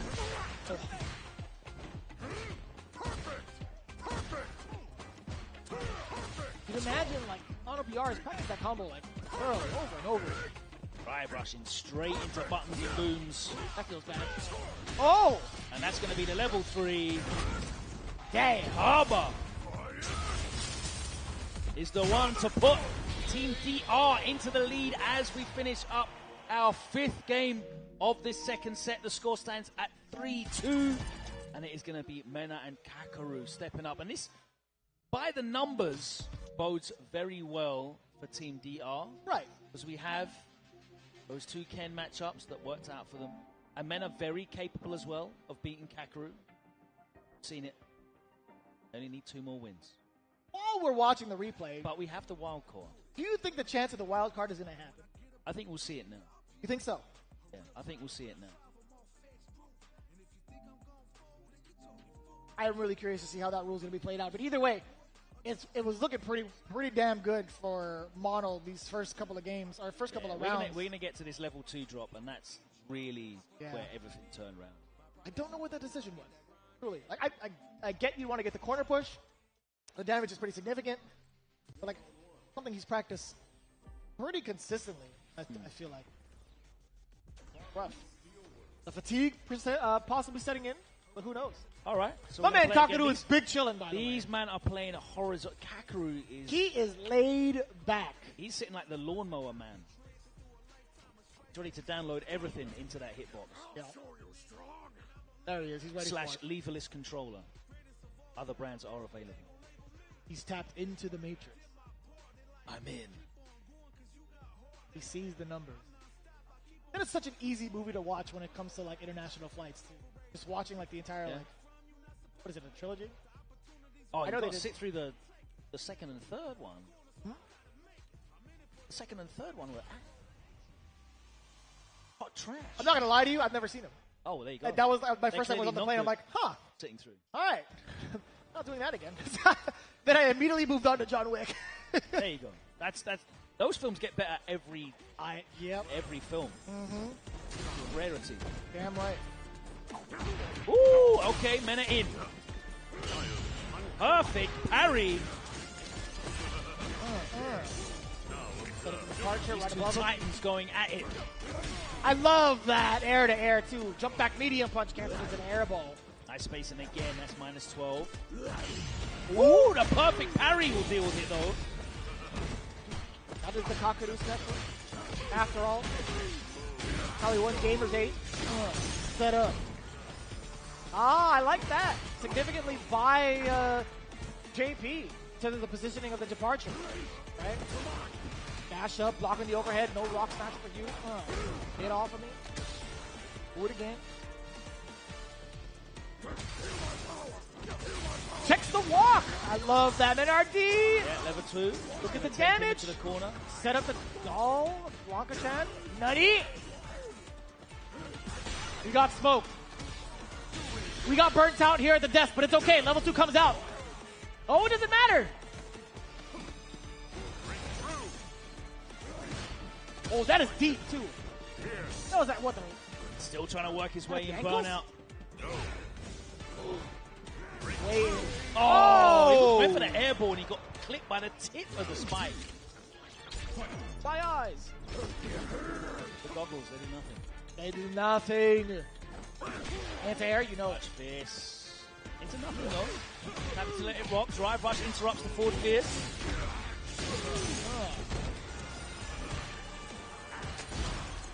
And I love that, yeah, still waiting out the rest of the departure. Then RD was trying to open him up. OD up. 6 for 8. Damn! Wow! Juggle him again! The Cuban heel. No way. Damn. Oh, extra damage, too, from the departure. The tables have turned, and is he going to be going To the loop? What if he goes to the JP mirror match? It's got JP, it's pretty decent. Oh, I know. Yeah. No spoilers, but I know. Really curious to see how that's going to play out, though. He is considering it. You do hear it. Oh, how many clicks was that in this character select screen? That's got to be a Luke, right? Am I tripping? Let me see it. We'll find out. Let me see it, production. Show it to me, baby. Come on now. Yes, it is. Protagonist energy. Oh, Luke from Streets. Got it again.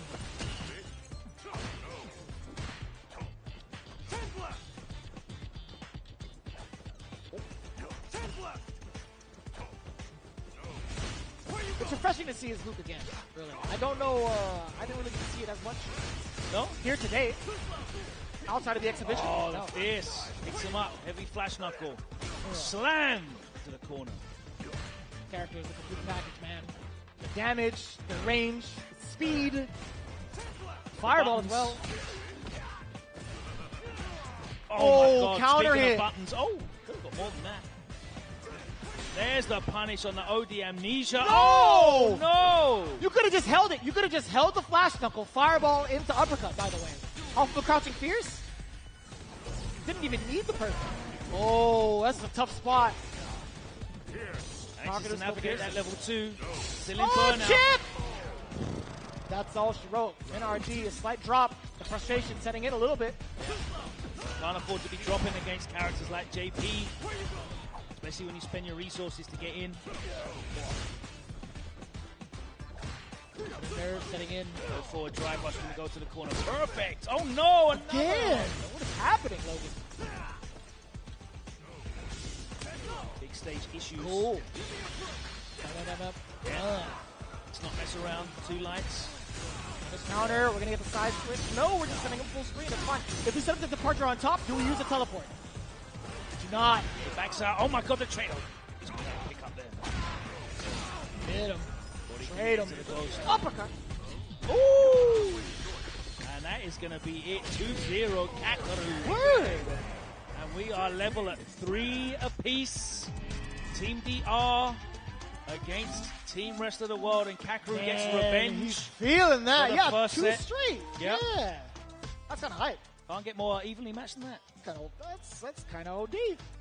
And I'm really enjoying like the vibe that There's just like this Kakaru is a elite part of. tier, isn't there? When they just go back and forth. You can say that between Kakaru and Angry Bird, you know. Yeah. Lena and Kakaru. That is a fair statement to say. And it begs the question, will we even see a tiebreaker tonight, right? There's still a possibility that the DR can put a point on the board for their team. Yeah. And we can get ourselves a full-on run back again. I know it's pretty late out here, but again, thank you guys first and foremost for putting on all the support. We still got some more games to play. Well, here in this team Crossover exhibition was a revelation in that match up against Gachikun. Let's see if Gachikun can change his playstyle, because I did say Crossover's Ken playstyle is all about like leveraging that pressure, throwing so many looks at the opponent that they can't handle it all. But Gachikun was born in the fire, man. Like, he's very good at finding these changes. I watch him stream quite frequently, and very good at composing himself and coming back. And he's a very cerebral player, I find. You know, put a lot of work building out this Rashid.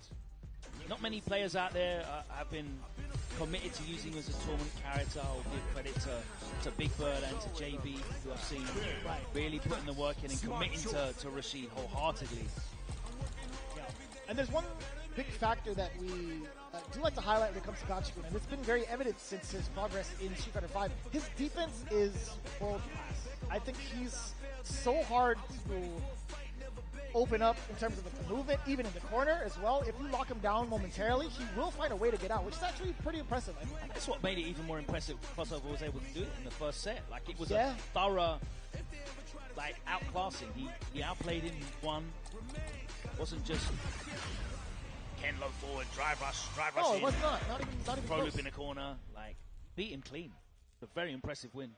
He's going to want to hope to recreate that. 3-3. Someone's going to have to pull ahead now. Can jump low, the exposure. And I like that, yeah. He's Speaking been of, regularly blowing through that string. the Arabian cycle on the ground, you got to be a fool to let that slide. One thing he does need to watch out for is that drive rush. I remember that he was not able to really deal with that. Oh, I like it. Dash on up. Word? What was that? Yeah, he stopped short. Yeah. Make something. Not a recovery of the jab. Impact incoming, perhaps. No, again, in threat of the level 1. I understand Gachikun not risking it, but crossover, getting himself out of the corner. Side switch as a reward for it as well. The inherent side switch of the level 1 In the end, Dragon Lash Super. crossover, getting out. The Spanx on the way out. All right, but we're back in it. The bailout, level 2. Let's set up the Desert Storm. Crossover, backing off. Oh, that's going to be a huge punish for the round. Gachikun. He's on to crossover right now. Stiffing out that drive reversal, setting out some of the whirlwind shots as well. Crossover. Is he going to be antsy enough to move on in? No, it's Gachikun initiating the offense. I like this. Yeah, Gachikun's really showing in that awkward jumping range as well. You know, if it was Street Fighter 5, that'd be fine. Every DP would absolutely cover that. But it doesn't have the same horizontal range anymore. Okay, right. That was some of the dominance with the Gambit earlier. Forward throw. Do it again if he wants to.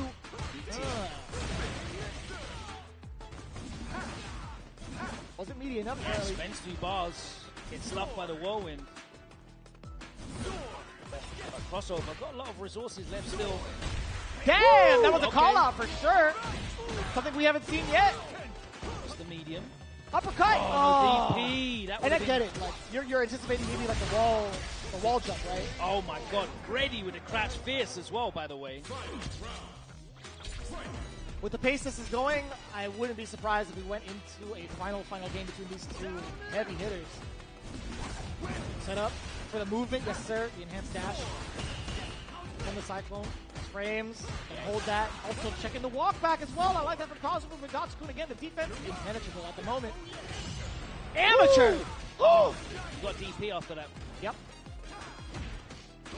Like, he's had so much mileage, by the way, off that jump light kick out of the corner. Oh, there we go.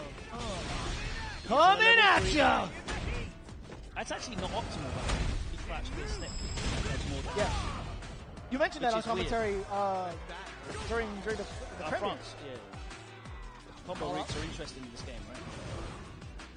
Yeah, it scales differently depending on how you end it. Yeah, different moves, different scaling. Very intricate. Oh. But I think it's good enough to tell, like, generally how much damage it's going to do, which I think is the beauty of it. Set up. Hold up. The Great Desert Storm. Desert Storm. The mix! Oh, gets caught standing.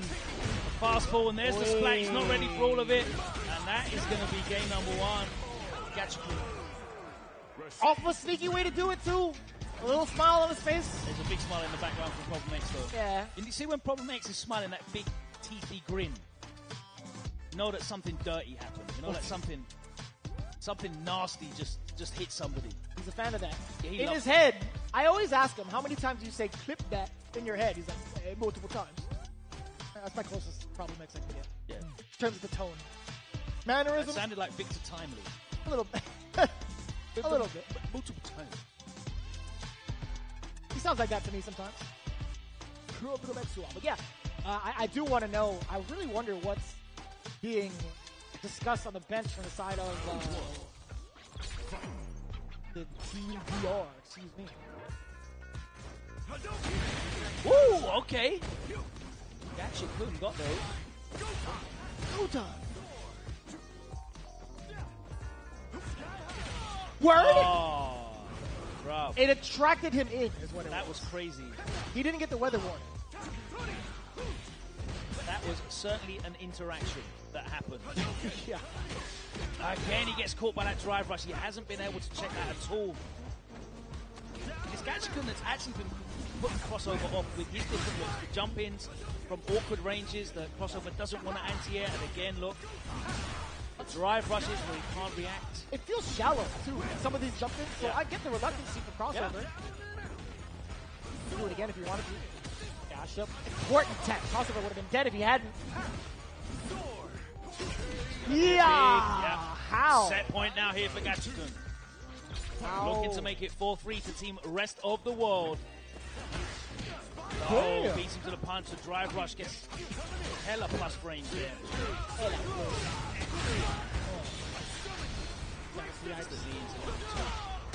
Overhead connects. Boom. Free one of those. Jesus! Look at the damage all from that level 2. Oh no! The side you have to commit to that heavy, and it becomes very susceptible to jump outs. Do it again. One more won't hurt. Oh. Yeah, that one.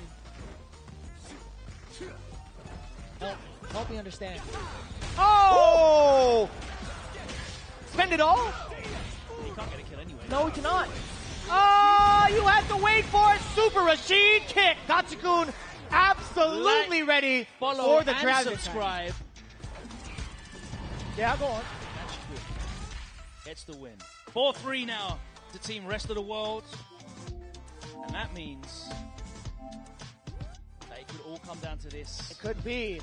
It could be, man. It just might be the finale. He closed it out last time, didn't he? Problem X. Are we going to see another 5-3 finish? I love that, too. The composure. I feel like the composure from Crossover wasn't quite there against one particular factor, and it was just a drive impact. But other than that, I think he played the set pretty well against Gachikun. His moments of jumping out also has been really catching him off guard, really catching Gachikun off guard. Yeah. He showed a lot of really good stuff. Like, it was just, I think Gachikun was able to make crossover more uncomfortable. Yeah. The things that worked for crossover were like hard reads that were fortunate that he read the right thing. Gachikun went for like a walk back fierce, for example, and he happened to jump out at the right time. But Gachikun was consistently empty jumping at ranges that you couldn't PP anti-air. Ken doesn't really have like an anti-air, like a guile medium kick, for example. Definitely not, yeah. The start of Chin Busters, the standing medium punch, surprise hitbox that catches all the shallow jumps. If he had, stand fierce, he could try. I don't know. I don't know about all that. That's I ain't weird. risking that. And of course, the drive rushes, wasn't able to really check those either. We haven't seen a lot of like fireball attempts to bait out jump-ins or to bait out jump-overs, right? Like in neutral attempts to bait out. Like, so there's certain moments where you can just throw a fireball from like 3/4 of the screen and see whether or not the Rashid jumps. You drive rush forward to punish it. Okay, yes. Yes. I wondered if that maybe could have played out to his benefit, at least to keep Gachikun in check. Played a from more throwing. sort of further range projectile game. To be fair, there was a lot of whirlwind shots that came out in that match. But I digress. Going into it, this could potentially be the final match for the world. It's really up to Team DR to settle it here, to bring us to a tiebreaker. So this is going to be it. Ladies and gentlemen, if there's any moment where Team DR needs your energy, it is right now. The people of Dominican Republic, let me hear you scream one more time for your boys. Let's get this tie going. Can we see it go to a 4-4? All right. Ending Walker against Hochi. We saw the DJ work for him. Mixed master DJ is what it is. I think there's plenty of moments where he will get a hit, go into a fake Sobot, and leave the opponent baffled. I think that's how he got his W's earlier, right? Well, Hochi got the better of him, right? In terms of the previous games. Yeah. So, interesting. Is he going to go for the DJ again? Is he going to go for the Ryu this time? A matchup that he's a lot more confident in, I think, in terms of experience. That's fair. I will say the DJ wasn't that bad of a pick. I think there was a lot of big moments where Hochi got the throw bait successfully. I think he's done that really, really well. Kind of like doing a little bit of a sidestep at the very last second and getting these big old fat punishes. But yeah, that'll be interesting. Whether or not Ending Walker seals it with Ryu or the DJ. Ending Walker, if you're picking Ryu, give me a number 2 real quick. Can you just like throw up a deuce? The hands. He's not going to do it. I don't even know if you can hear me. It's blocking you out, bro. He's in full focus. Hands knows no distraction. We focus on the game. I'd imagine it has to be the DJ coming back up, right? I mean, you don't know. You really don't know. I don't think he did too poorly with it. It's true. Especially with what's on the line tomorrow. He has a lot of confidence in his read and a lot more experience in his matchup. But we'll see.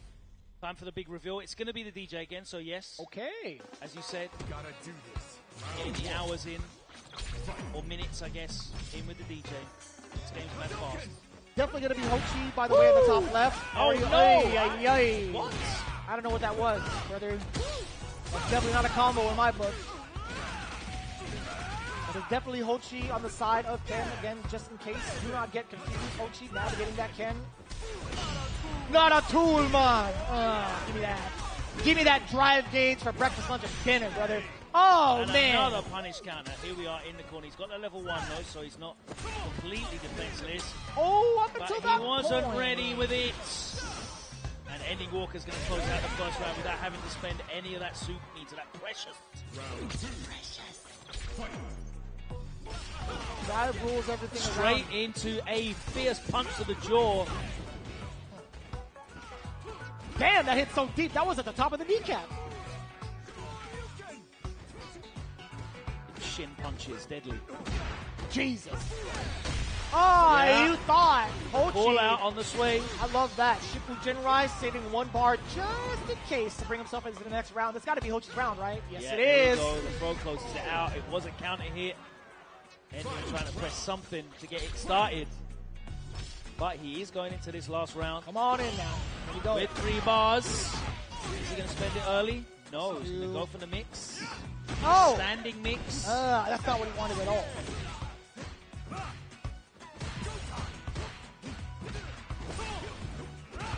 Jesus, so fast. Dive rush forward. Do it Making again. in it. Diplomatic.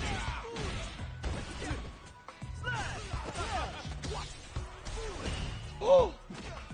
I can kill too. Oh, if you perfect parry. Huge life aid here though for Ending. Nice! Damn! Okay! I forgot he even had that. Jump medium heavy. Yeah, the air target combo. It looks sick. Damn, he looked into the camera, gave himself the nod of approval. Yeah, man, I'm kind of nice. I'm kind of nice. Would he ever say that? No, definitely not ever. What's the closest thing he would? Maybe like sarcastically, and it would sound really awkward. But he might say it. Yeah, I'm nice. That's it. But he would say like, "I'm kind of nice." It would sound really weird. Very sarcastic. I see. Try humor. Mr. Walker. Or he'd say it earnestly, but like it would just sound really awkward. Okay. God bless him. We love it. National treasure. I don't know what that was. It was an attempt at something. Even if it was like, what? Jackknife? That was still a medium kick, no? Really awkward. All All right. Huge life lead here for Hochi. DT overhead, and that closes the round out. I like that. Trying to stay in this. Ending Walker needs one more game win to secure the victory for Team Rest of the World. And we can all go home. I am not gonna go home. Gonna get into my bowl. Go up river. Get this drive rush. So hard. Knee shot. Not gonna be contested this time. Ending Walker. Ooh. They'll try to test things out with the Sobot. Very susceptible to the drive impact. Well, yeah. Oh, yo, saw it. A lot of DJ's mid-range stuff is super susceptible. Yeah. Any of the medium Yeah. kicks. Oh. Down on the throw. Oh, that's a huge jump in for Hochi. Yeah, so bad as well. Slashes at that range, like a lot of stuff. Ooh. Ooh. Overhead. Forward throw. Can do it again. Just fall into anything. Lots of stuff. Hochi right now looking to pressure. He pieces him up with the light string. That's the knockdown. For a lot of damage incoming. Also in burnout. The counter is there. He's trying to press the button. Where? You were in burnout, brother. It's +2. Boom. Well worth the meter. Yeah. And of course, going into that last round, Hochi only has one bar of super. He's going to get 2. He's not going to have early level 3. Oh, my that was God, it's so unfortunate. active. Did you 5 see that? frames. Why is it 5 frame active? No one knows. You're adding more fuel to the fire for the Ken discussion. I know, but I'm an honest man. I'm trying to give validity to my opinions. No? Back row. Yeah. I speak the truth. You can get it! Just react to that. Let me see the damage. Attack on drive gates, the final season again. Big life lead here for Hochi, and he's got the level 3 as well. Very dangerous for ending. Of course, he's one game up, so... Oh! Sneaky. He can do it! There we go. Oh! Cancel it, please! No! Why did you do it? 10 health. He's burnt out! No! Conversion! No! Oh, no punish! Ending needs one more touch. They're both the in burnout! string! He risks the level 2! Oh. We're staying alive. We're staying alive. The DR with Hochi. Final hopes. We get a quick positive affirmation, I feel like. That was huge, bro, because if he had blocked anything into a string, that was it. DJ would have wrapped him up. That would have been ending Walker, bringing this to an end. But we go into a third game. It is still set game here. It's the Team Rest of the World. Hochi looking to be the hero once again. Big opener. And Walker being a little bit impatient too, starting things off with the drivers. Now it's a normal thing for a DJ player to do. But we haven't seen that from Ending Walker just yet, right? Drive rush in his face. A lot more activities on the fireball too. That knife maximum there on the second jump in. Jump back on the first one. Awkward ranges. He shot uncontested. Oh, drive rush straight into a gradual medium kick. Gets the knockdown and he's not ready for that jump in. Plus frames. Hold that. No. And he's burned out as well. Ooh. That's not going to punish. Another set point here for Ending Walker and a tournament point for Team Rest of the World. Looking to close it out here. Is that plus at that range? Possibly. Perfect parry. Oh my god. Spends the bar for the side switch. He's in the corner. There's the punish on the walk-up throw. Gave away his frame advantage. But it doesn't matter. He's got the level 3 as well. I don't know. That's a little bit questionable. Yeah, that's 3 moves. I'm saying he's still in it. Oh my god, is he not? He's not! Oh my god! Ending Walker gets the kill, closes out the set, closes out the exhibition, and Team Rest of the World manages to overcome Team DR 5-3, 5-3. What a valiant effort from some of these heroes of the Dominican Republic. certainly made a great showing for themselves. And it's a one-time occasion, right? It's a once-in-a-lifetime opportunity to get this caliber of talent facing off against the Dominican Republic. Granted, we have one of the best in the world playing in the DR, but still having this accumulated Now you say talent. that once in a lifetime opportunity. I have to give Blink Esports credit where it's due. They have been running these exhibitions.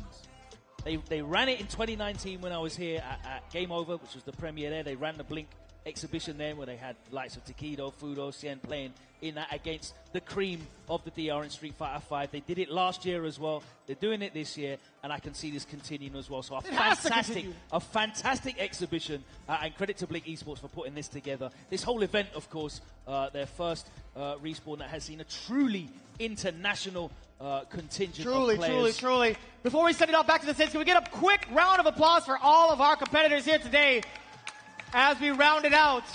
Let's send it over to the stage for our final words with Team Rest of the World. Ladies and gentlemen, I know that it is late. However, I do need you guys to do me one more favor.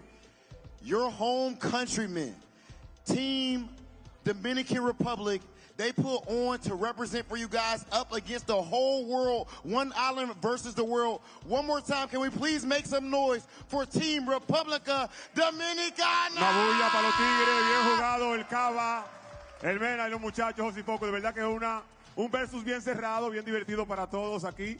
Y felicidades al equipo ganador del mundo que se lleva este Showdown 2023 aquí en Blink Respawn. Aplauso. And now, can we please get our champions to front stage? Team El Mundo, line up right up here. Of course, we do have something for you guys. Ladies and gentlemen, please make some noise for your Blink Showdown champions.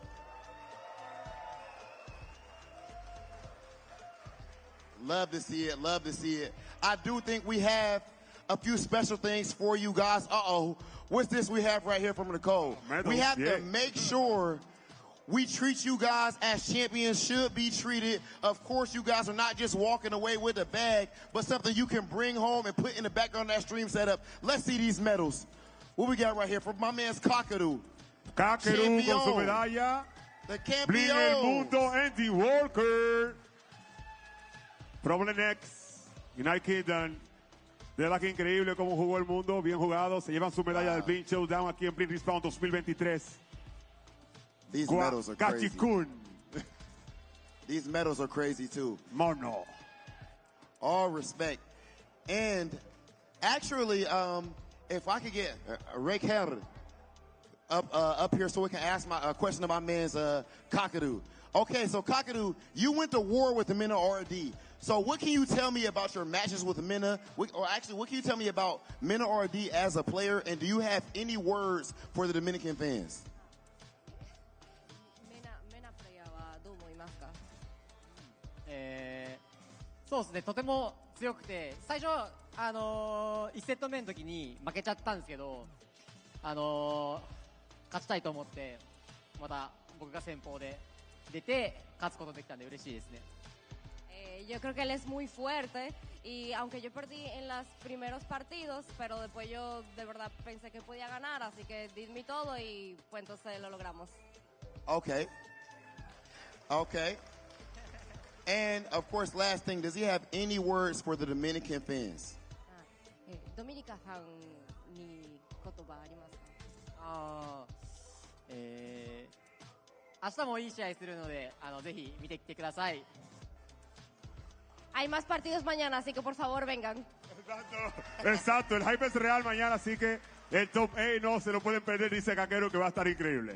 Okay, and this, have to ask one more question. Got to check on my man's Problem X. Right now, of course, you are sitting in top 8 winner side. That team battle was ridiculous. I just got to ask you, man, how was the team battle for you, and how has your time here in the Dominican Republic been?